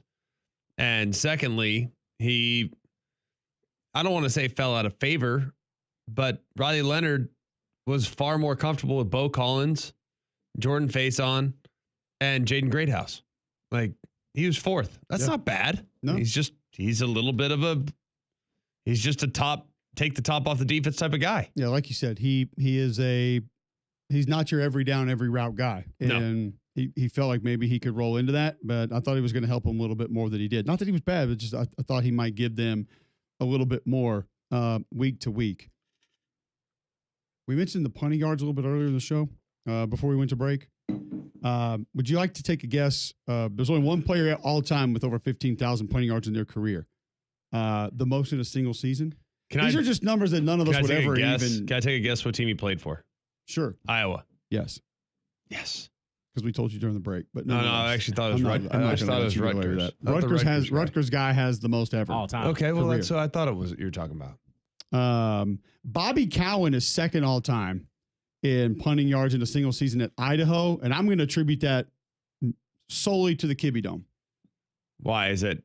Favorable punting conditions? It's got to be. Like it has to be. I don't know why. I don't know. It's like it'd be unfavorable. Anytime we can bring up the Kibbe Dome, I feel like we should. Yes. And no pushback here. It is in my top 5 college football destination bucket list right now, and I don't know if I'll ever get a chance to go. Tory, I thought you went. No, I've not been there. I went to the Fargo. What's the difference? Oh, besides one town. looks like an airplane hangar and one hosts WWE. They're very different. Tory, explain to me about what Taylor. There's no explanation there. Tory Taylor, not Troy Taylor. Tory Taylor, out of Iowa, has the most punting yards in a single season. The fact that it was 2023 Iowa should surprise no one because we know about that offense. 4,479 yards. Oh, that is your most ever punting yards in a single season. I thought I wouldn't have guessed Iowa because I would have felt like the games are so slow. You don't get as many punts, but then I guess also when you're not moving the ball, you get a lot of 3 and outs. Yeah. So you lean on your defense and punt. That's kind of what you did that year specifically. But yeah, 4,479. And there are not many names on this list that folks would recognize. I'll just end it at that. Only 3 punters ever have had over 4,000 punting yards in a single season. Iowa. Thought that would get the people going, but no, I guess not. I guess not. I'm just not big on the punting world. I honestly couldn't even tell. I can maybe name 7 punters ever. I don't know if I can get to 7. I mean, I could probably give you Auburn, Alabama punters. I'd probably get close to 7. Kevin Huber, J.K. Scott, This is sad. Seriously, keep going. Burnup. Yeah, Joshua Burnup. James. James or Yeah. Joe Who cares? James. or Johnny or Jethro. Which one? Old JP. I think That's all it's that matters. Jethro. That one, Jethro the feels right. The JP one. Correct. Yes. Oh, let's think. Oh, Brad Wing. He started the international. Brad Wing. influx. That's a great Oh, one. yeah. It's a good one. Yeah. He got the 15-yarder. He's probably Yeah. the most popular. Yeah. I would Oh, think. PJ Fitzgerald. Oh, yeah. Okay. Oh, PJF. He was my punter in college. That boy. Get him in there. Oh, is he not first? Cody Bliss. Well, I'll give you that's- that one. Cody Bliss could bomb it. Who? He punted at Auburn in like 04, I think. Maybe Cody it's Bliss. 13 or 4, one of those good teams. One of the good teams. Was Duval a kicker or a punter? He did both, actually. Oh, okay. So I yeah. actually don't know if they let him punt in games, but he could do both. I think he may have punted a couple times. Duval. Damon. Damon Duval. Yeah, not David. Damon. I was thinking the mascot for the Jaguars. You're thinking Oh, of the I got Georgia you. Tech golfer What? that nobody likes. He was Georgia Tech. David Duval golfed at Georgia Tech. Yeah, Oh, I love. He said golfed. get with it. Golfed. Oh, the trendsetter, Marquette King. He apparently. Oh yeah, yeah. That's a Yeah. great one. Yeah. How did I not know that one? UFL legend. He apparently wouldn't hit balls on the range with his teammates. You got to go read some of these stories about him. I wouldn't It's either. wild. You're that good. Yeah. You didn't want him stealing your pointers. No one you got stealing my swing tips. There's only first you're last. We ain't teammates. I honestly can't think That'd be a great question for people. Could you name 5 punters right now for $1,000? all time. Any? Ever? Yes. Well, if you count NFL Ray punters Guy. too, like McAfee has to come in there, right? Yeah, For naming McAfee. NFL. That'd be the only one. I don't recall his West Virginia punting days, but Ray I'm Guy. sure they were good. Oh, yeah. That's dumb because you never saw Ray Guy punt. Not a single time. But I vote for his he award. did. Yeah, vote for his award. I do. I'm surprised that you. I'm actually surprised that you accept that vote. To be honest with you. I honestly am not sure how I got on the list. The I think Ray Guy committee. Tessitore did it to mess with me. What is he like the director of it? No, but I think honestly, like all of a sudden I had a vote, like, hey, cast your vote for the Ray Guy in my inbox. I'm like, well, I can't not vote. Like, oh, this is spam. I've taken the training. I know this. Yeah, exactly. This is a phishing email. Tommy Townsend, Florida. Tommy? I just remember the name and the fact that he was in the SEC. I remember that one. God, who was the kid? Who was the kid at Kentucky a couple years ago that rolled out and he would tuck it and run? I should remember his name. Oh, Paulie Punter. He's Australian. Don't remember. God, I have no clue. Punting. Australian for kicking. Max Duffy. It was Max something. Not Duffy, though. Wasn't Duggan either. Nope. We didn't teach him how. I'm so disappointed. I thought Burnup's Kai name. Kroger, South Carolina. I That's the honestly one thought you should know. I He was honestly really thought- good. I thought apparently. Burnup's name was Josh. Nah, James. Yeah, I dropped the ball there. Joey, It's all good. who do you think led the NFL in punting this year? Could you name his name? Was he a Titan? 'Cause we No. did punt a lot. He wasn't. Yeah, but he wasn't good at it. According to the ratings, no one saw it. So. Actually, Ryan That's Stonehouse true. was third in the league in punting average. Attaboy. Ryan Stonehouse, Titans punter. punter. Actually, he might have led the league in yards. Hold on a second. There we go. No, not even close. Oh, dang. Corey Bajorquez from Cleveland. Yeah. 4,387 yards this year punting. Literally did. I've Field never flipper. heard that name. And our guy, here we go. Number 2 punter in the league, Torrey Taylor for the Bears. Now, you got a lot of punts because your offense couldn't move the ball. Hey. What? Why is he our guy? He's the all-time single All-time- season he's leading. just Oh, keep he's it the up. one from Iowa. Yeah. Yeah. Okay. That's our guy. Tommy Townsend, 5th in the NFL in punting. See? J.K. Scott, 9th. It's not like we don't know what we're talking about. Your number 1 punter as far as average, though, Jack Fox from, Australia for sure. no, the team. The Raiders. No, that's A.J. Cole. He was 2nd. Seattle. No. Come on, guys. Atlanta. Jack Fox punted for a Saints. good team this year. No. A good team. Chiefs. No. Bills.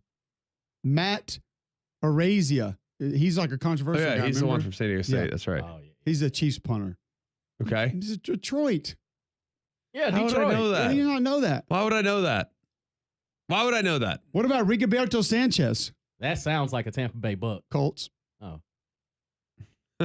This is gonna be our new I game. can't believe that you Name said the Tampa player. Bay, by the You way. name the team. You didn't just do that. What? He just said this sounds like a Tampa Bay box. No. Ryan Reckow. Is that what you just said? What's wrong Ryan- with you? That's Ryan Reckow. Oh, that's a Green Broncos. Bay Packer. It's not. He sounds like one. It isn't. Okay. No, it's not. Broncos, One of Greg's teams that he played for. the Jets, No. Bungs? Bengals. Bengals. Correct. By the way, my 4-year-old asked me yesterday, Daddy, is it Bengals or Bengals? It's Bungles, son. It's Bungles. Bradley Pinion. That Pino. is no. He is from. Is it? I have no idea. He's the Panthers punter. He's not. He isn't. No. Kind of like this. 15th, Sounds like the Jets 15th in the NFL in punting, by the way, this year. Top half. That's it. It's an 8-8 league. Falcons. You probably need to know Tress Way. It's not a road. It's actually a punter. That sounds like the Raiders punter. It isn't. Oh. There may be a reason. That's all you need to know who he is. He's the Commander's punter. He is. Yeah, yeah. Familiar. Sam Laporta. Martin. Huh? Sam Martin. Sam Martin.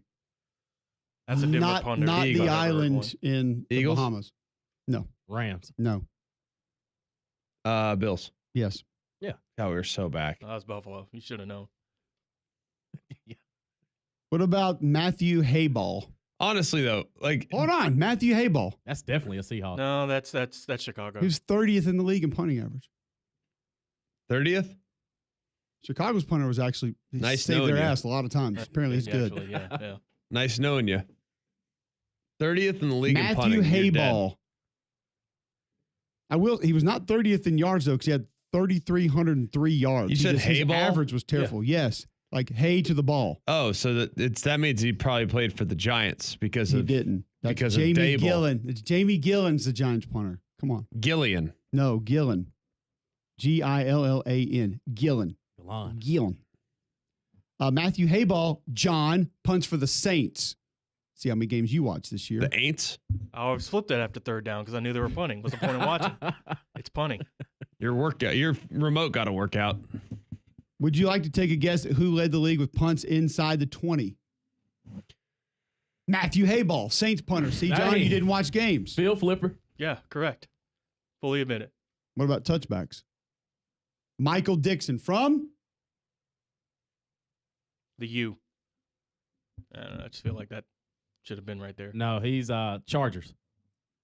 Seahawks. Okay, we can't do this anymore. Yeah, I'm so over it Yeah, because you got none of them right. because I don't want to. I feel like it's a badge of honor not to know the punters. That is good. And by God, you got a gold one today. Let me just tell you. You got a giant gold badge. Like you're taking home the blue ribbon for that one. Why is everybody mad that we didn't say Reggie Roby? He got his Moving- Heisman back. Isn't that enough? Moving on. Moving on. Gusty Goulas has over 830 5-star Google reviews. You need to know that because if you're looking for a new home, he's going to know where that inventory is and he's going to know what he can get for your house. Go pick up your phone right now. Go to GustyGoulsGroup.com, button at the top of the page. You can smash that button. Very little information. Find out your home's value right this second. Serves more than 3,000 home buyers and sellers in the greater Birmingham area. Brokered by eXp Realty. Since 2012, Gusty Goulas Group recognized both nationally and locally as Greater Birmingham, Alabama's #1 team in homes sold. Google Gusty Goulas Group. See what people are saying. Go to GustyGoulasGroup.com or call 205-542-1996 today and start packing. All right, when we come back, Stanford Steve on the 2024 college football season. Next on Mac and Cube in the morning.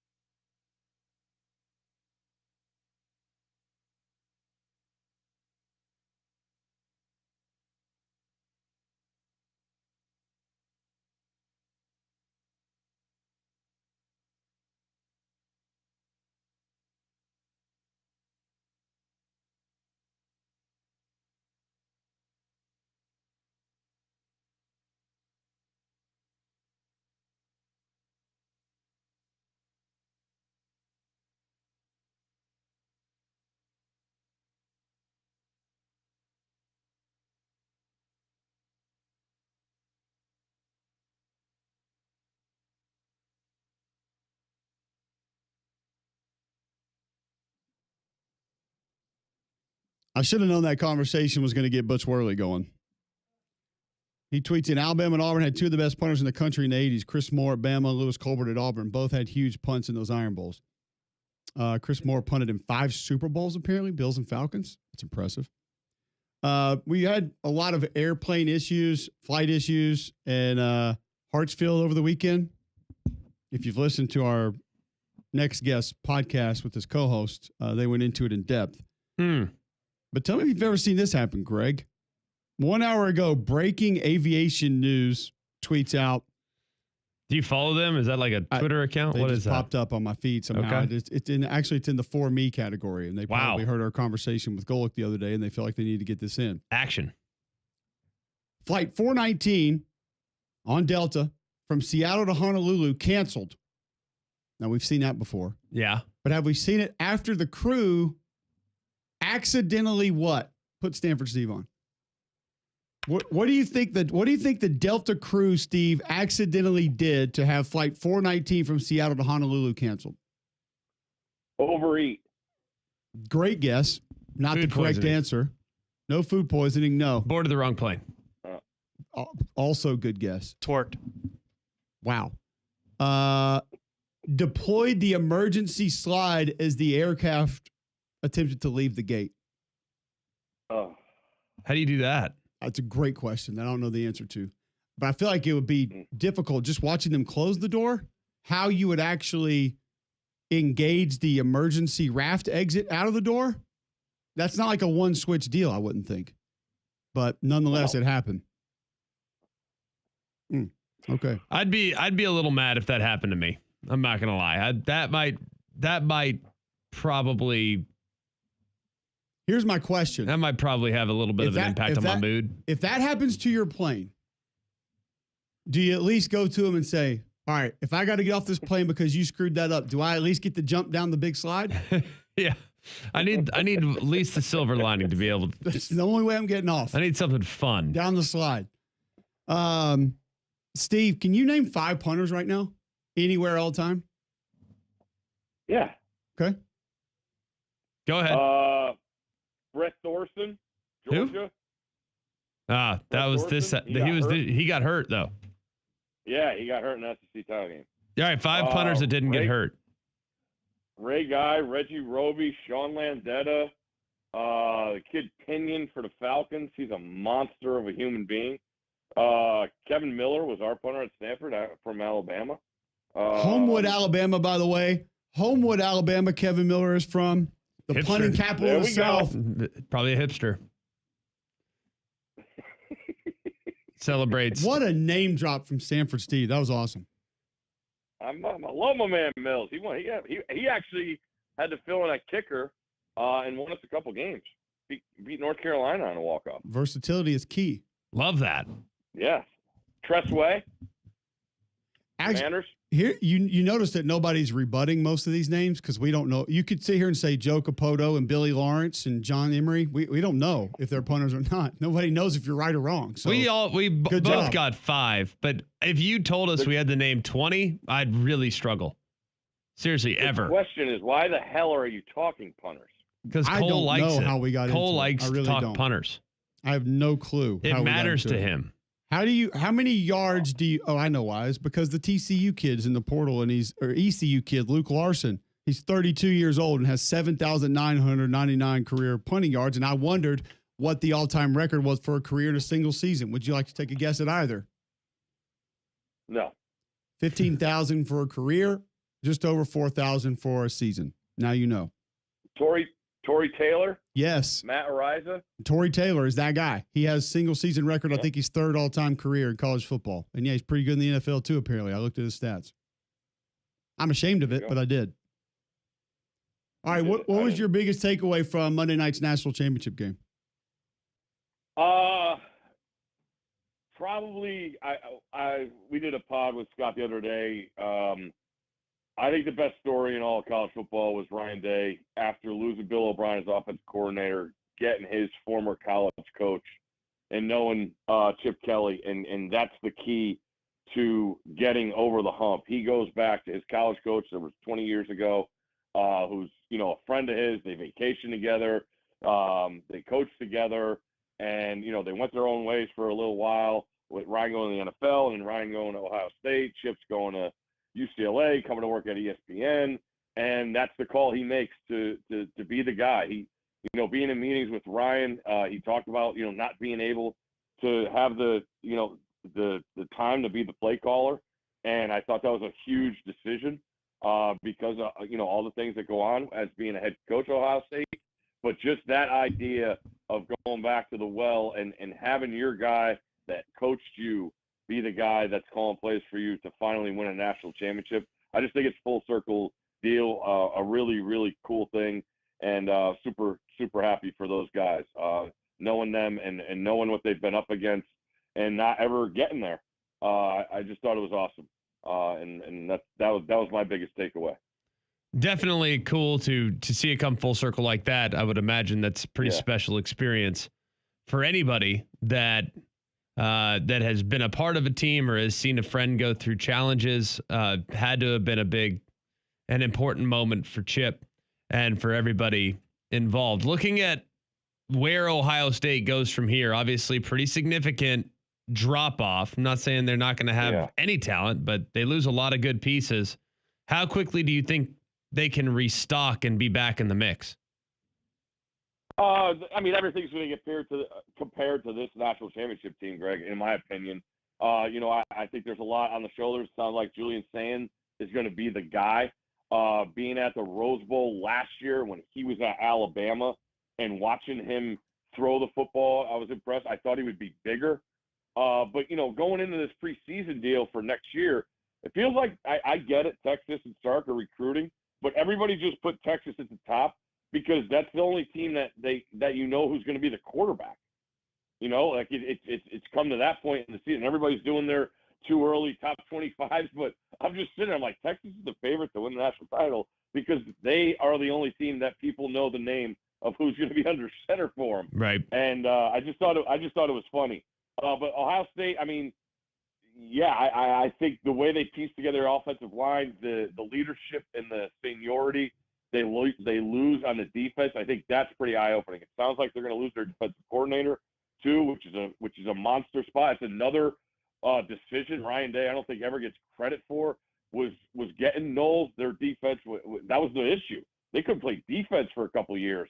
Going back to the start of this Michigan run against them, where Michigan did whatever they wanted, Oregon went there and did whatever they wanted a couple of years back. But Jim Knowles was his key hire and an important decision for Ryan Day. But having to replace this, I think it's big shoes to fill.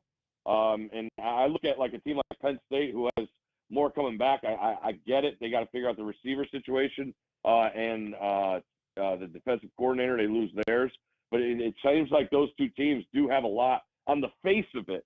But I don't know the depth of the offensive line or the defensive line. Ohio State had a couple of young guys. Penn State's obviously signed their guys to come back, a la what Ohio State did on the defensive side this past year.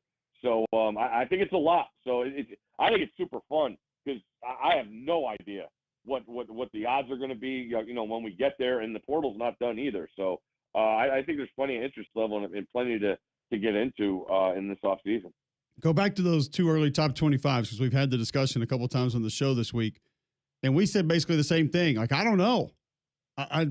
There's you said, the teams with the quarterbacks, Florida is getting a lot of love, more love than a lot of people would think. South Carolina looks like they're a little bit ahead of where some people think they should be just from an overall roster perspective. Penn State, of course, is going to be in a lot of people's top 3, top 5. Are there any that you look at and say, yeah, I feel really good about them potentially being a playoff team or a team that could make a run in the playoffs next year? I'm wary of Florida and South Carolina because of all the hype they're going to get. People, that's the one I'm worried. One team I'm really, really curious about is Wisconsin. They get Grimes as the OC, who's a guy that you guys know, likes to do stuff with his offensive line. It feels like that's what Wisconsin needs. Yeah, they great. Tried, the new deal. I love the kid they got from Maryland, Billy Edwards. I thought he was great with no one around to protect him for Maryland. The kid's got skills. So if they can piece together some skill guys, Wisconsin's a guy that could flip this. Everybody's going to, sooner or later, if they're already asking who's going to be next year's Indiana, Wisconsin, I haven't seen their schedule, but when I think about what they have and what they're trying to do, they'll be back to what being the pain in the butt that they were. They were so close in games, this past year with Oregon coming to them, the Penn State game. So Wisconsin's a team I think that's close that could, make a flip and be for the better. I think Wisconsin is definitely a team to buy low on right now. I'd be surprised if they had a little bit of bad luck last year. I feel like with Van Dyke getting banged up. I don't think they're as far away as one might assume. How do you assess kind of the middle of the SEC, the Auburns of the world, the teams that were maybe hovering at or around 500, maybe slightly above, maybe slightly below? Is there a team that you could see surging?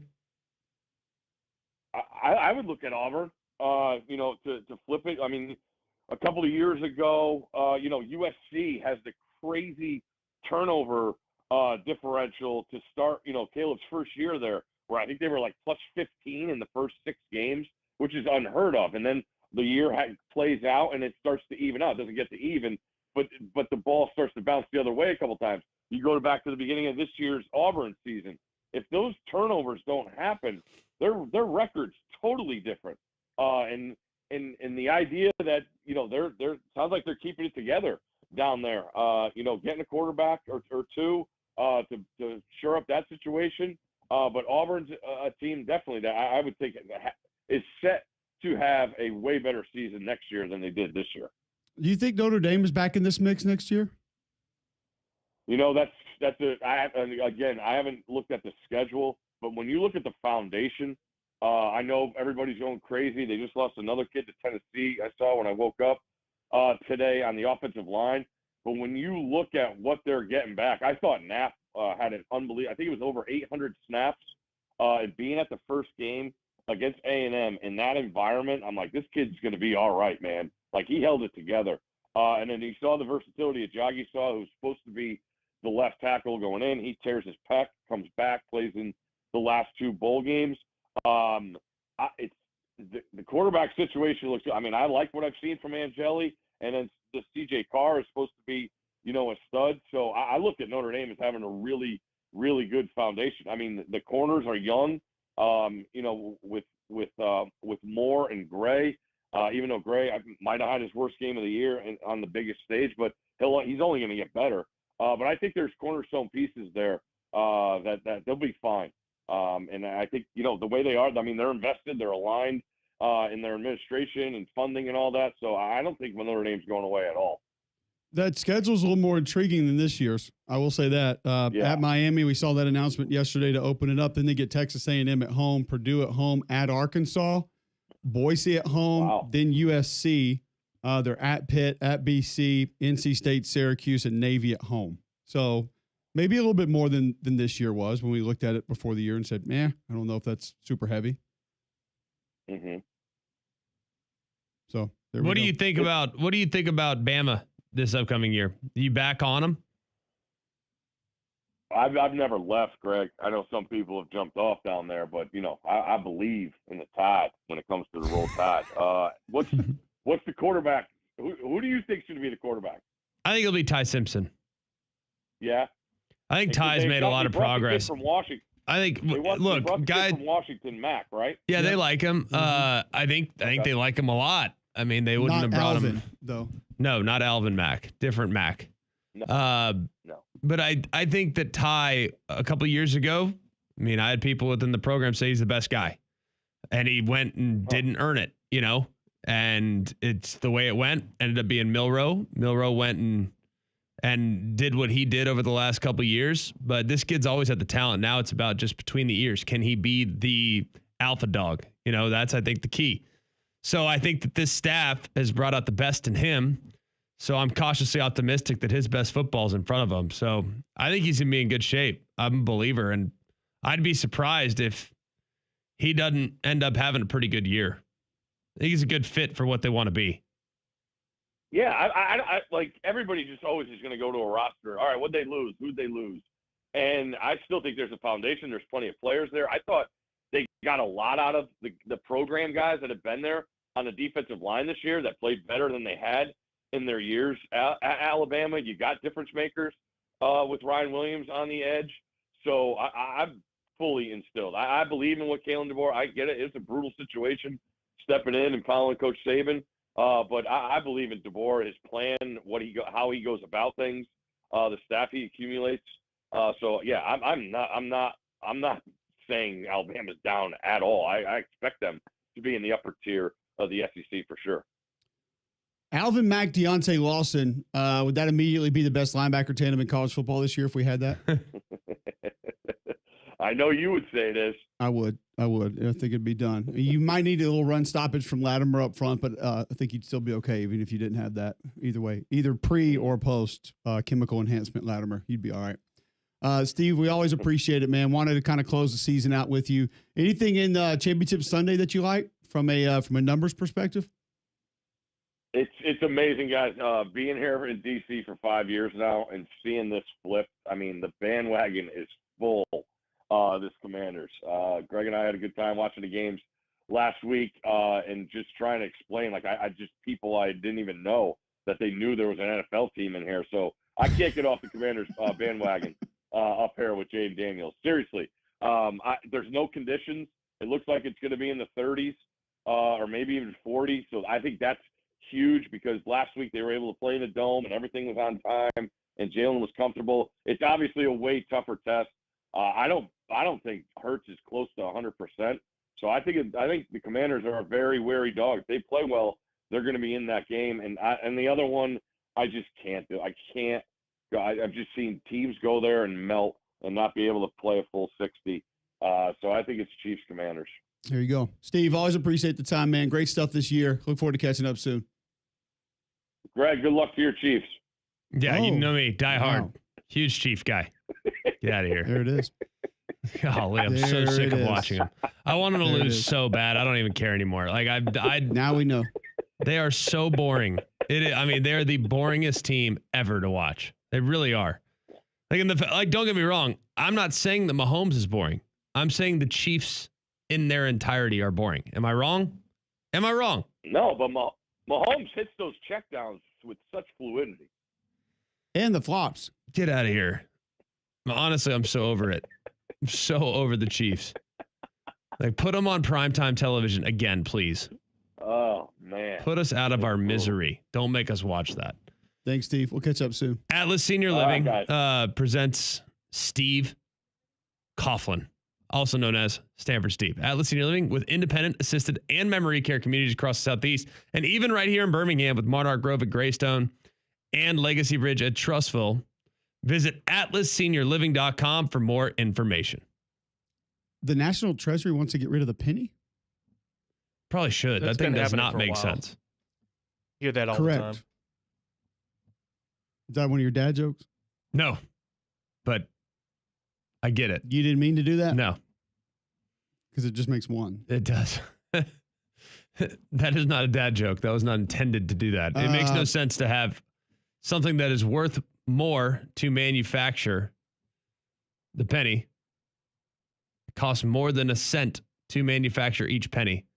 Should so we we get rid of literally all lose change? money. Yes, we should get rid of all change. Coins are useless. Just make good round numbers. And Why? you know what? Because you can flip with the app on your phone now? No. What Do I'm you- saying Do you is, think that commemorative coins before games are useless?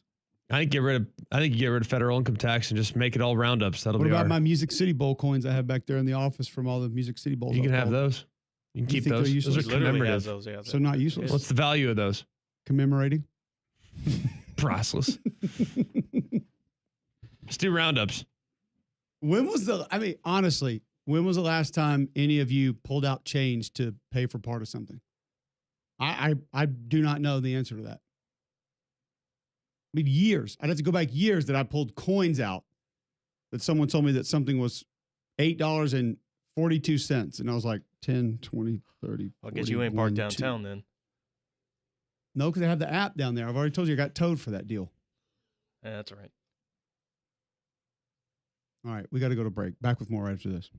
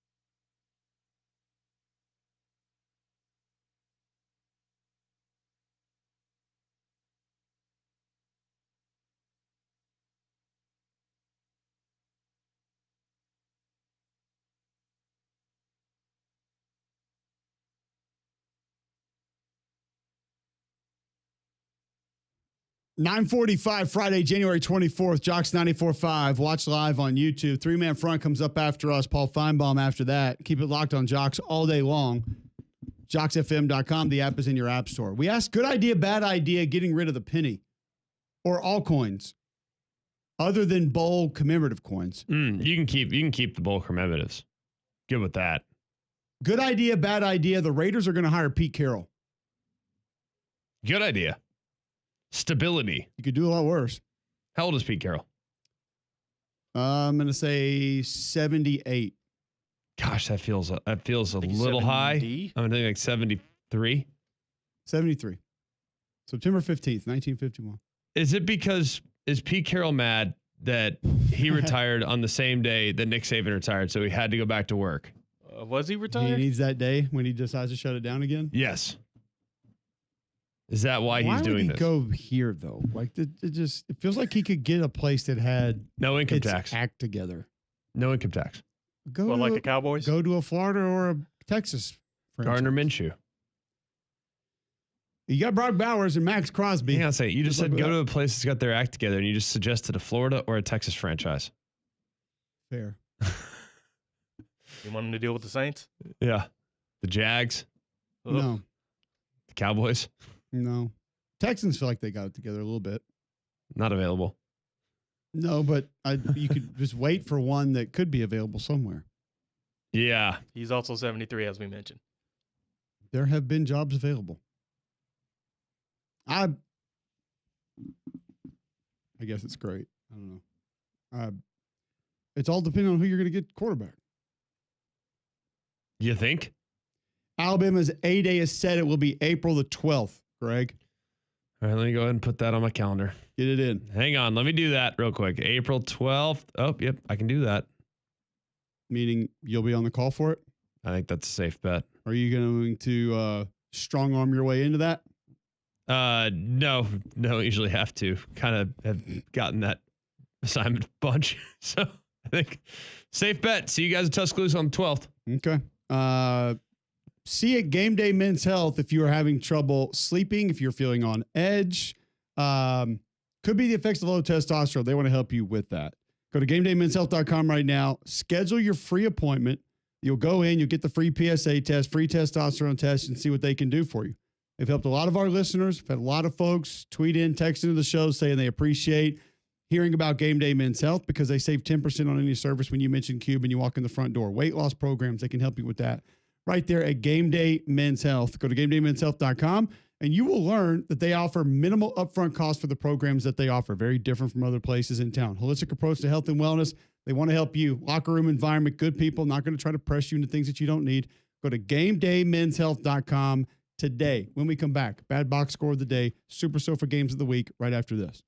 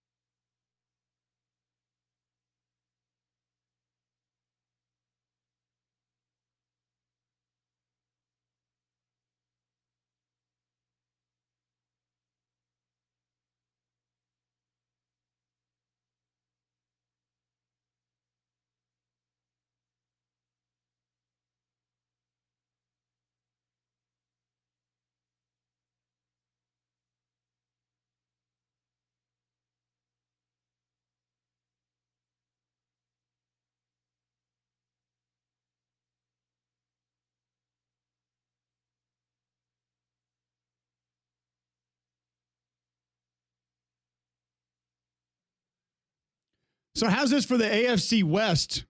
Andy Reid, Jim Harbaugh, Sean Payton, Pete Carroll. 3 Super Bowl winners. It's not bad. One that's at least been there. And a national champion. Yeah. Pretty good. Not too bad. Pretty good for a division that was like not super popular for a long time. Now It was not. Now getting pretty exciting. Put the word out. We back up. All right, back. we'll get to our Super Sofa game of the week here in just a moment. My friends at Royal want to help you experience how car buying should be. With 4 Royal-owned dealerships in one location, selection, savings unmatched. Royal, only place to find 20 unique truck and SUV options. 0% for 60 months is back on select Volkswagen Tiguan models. Get up to $10,000 off select 2025 GMC Sierra models. Go see my friends at Royal. They're going to help you get the best deal available. All offers valid through January 31st. Certain restrictions apply. Royal Buick GMC, Royal Volkswagen, Royal Automart, Volvo Cars of Vestavia Hills, all at the corner of I-65 and Highway 31 in Vestavia. Online, royalautomotive.net.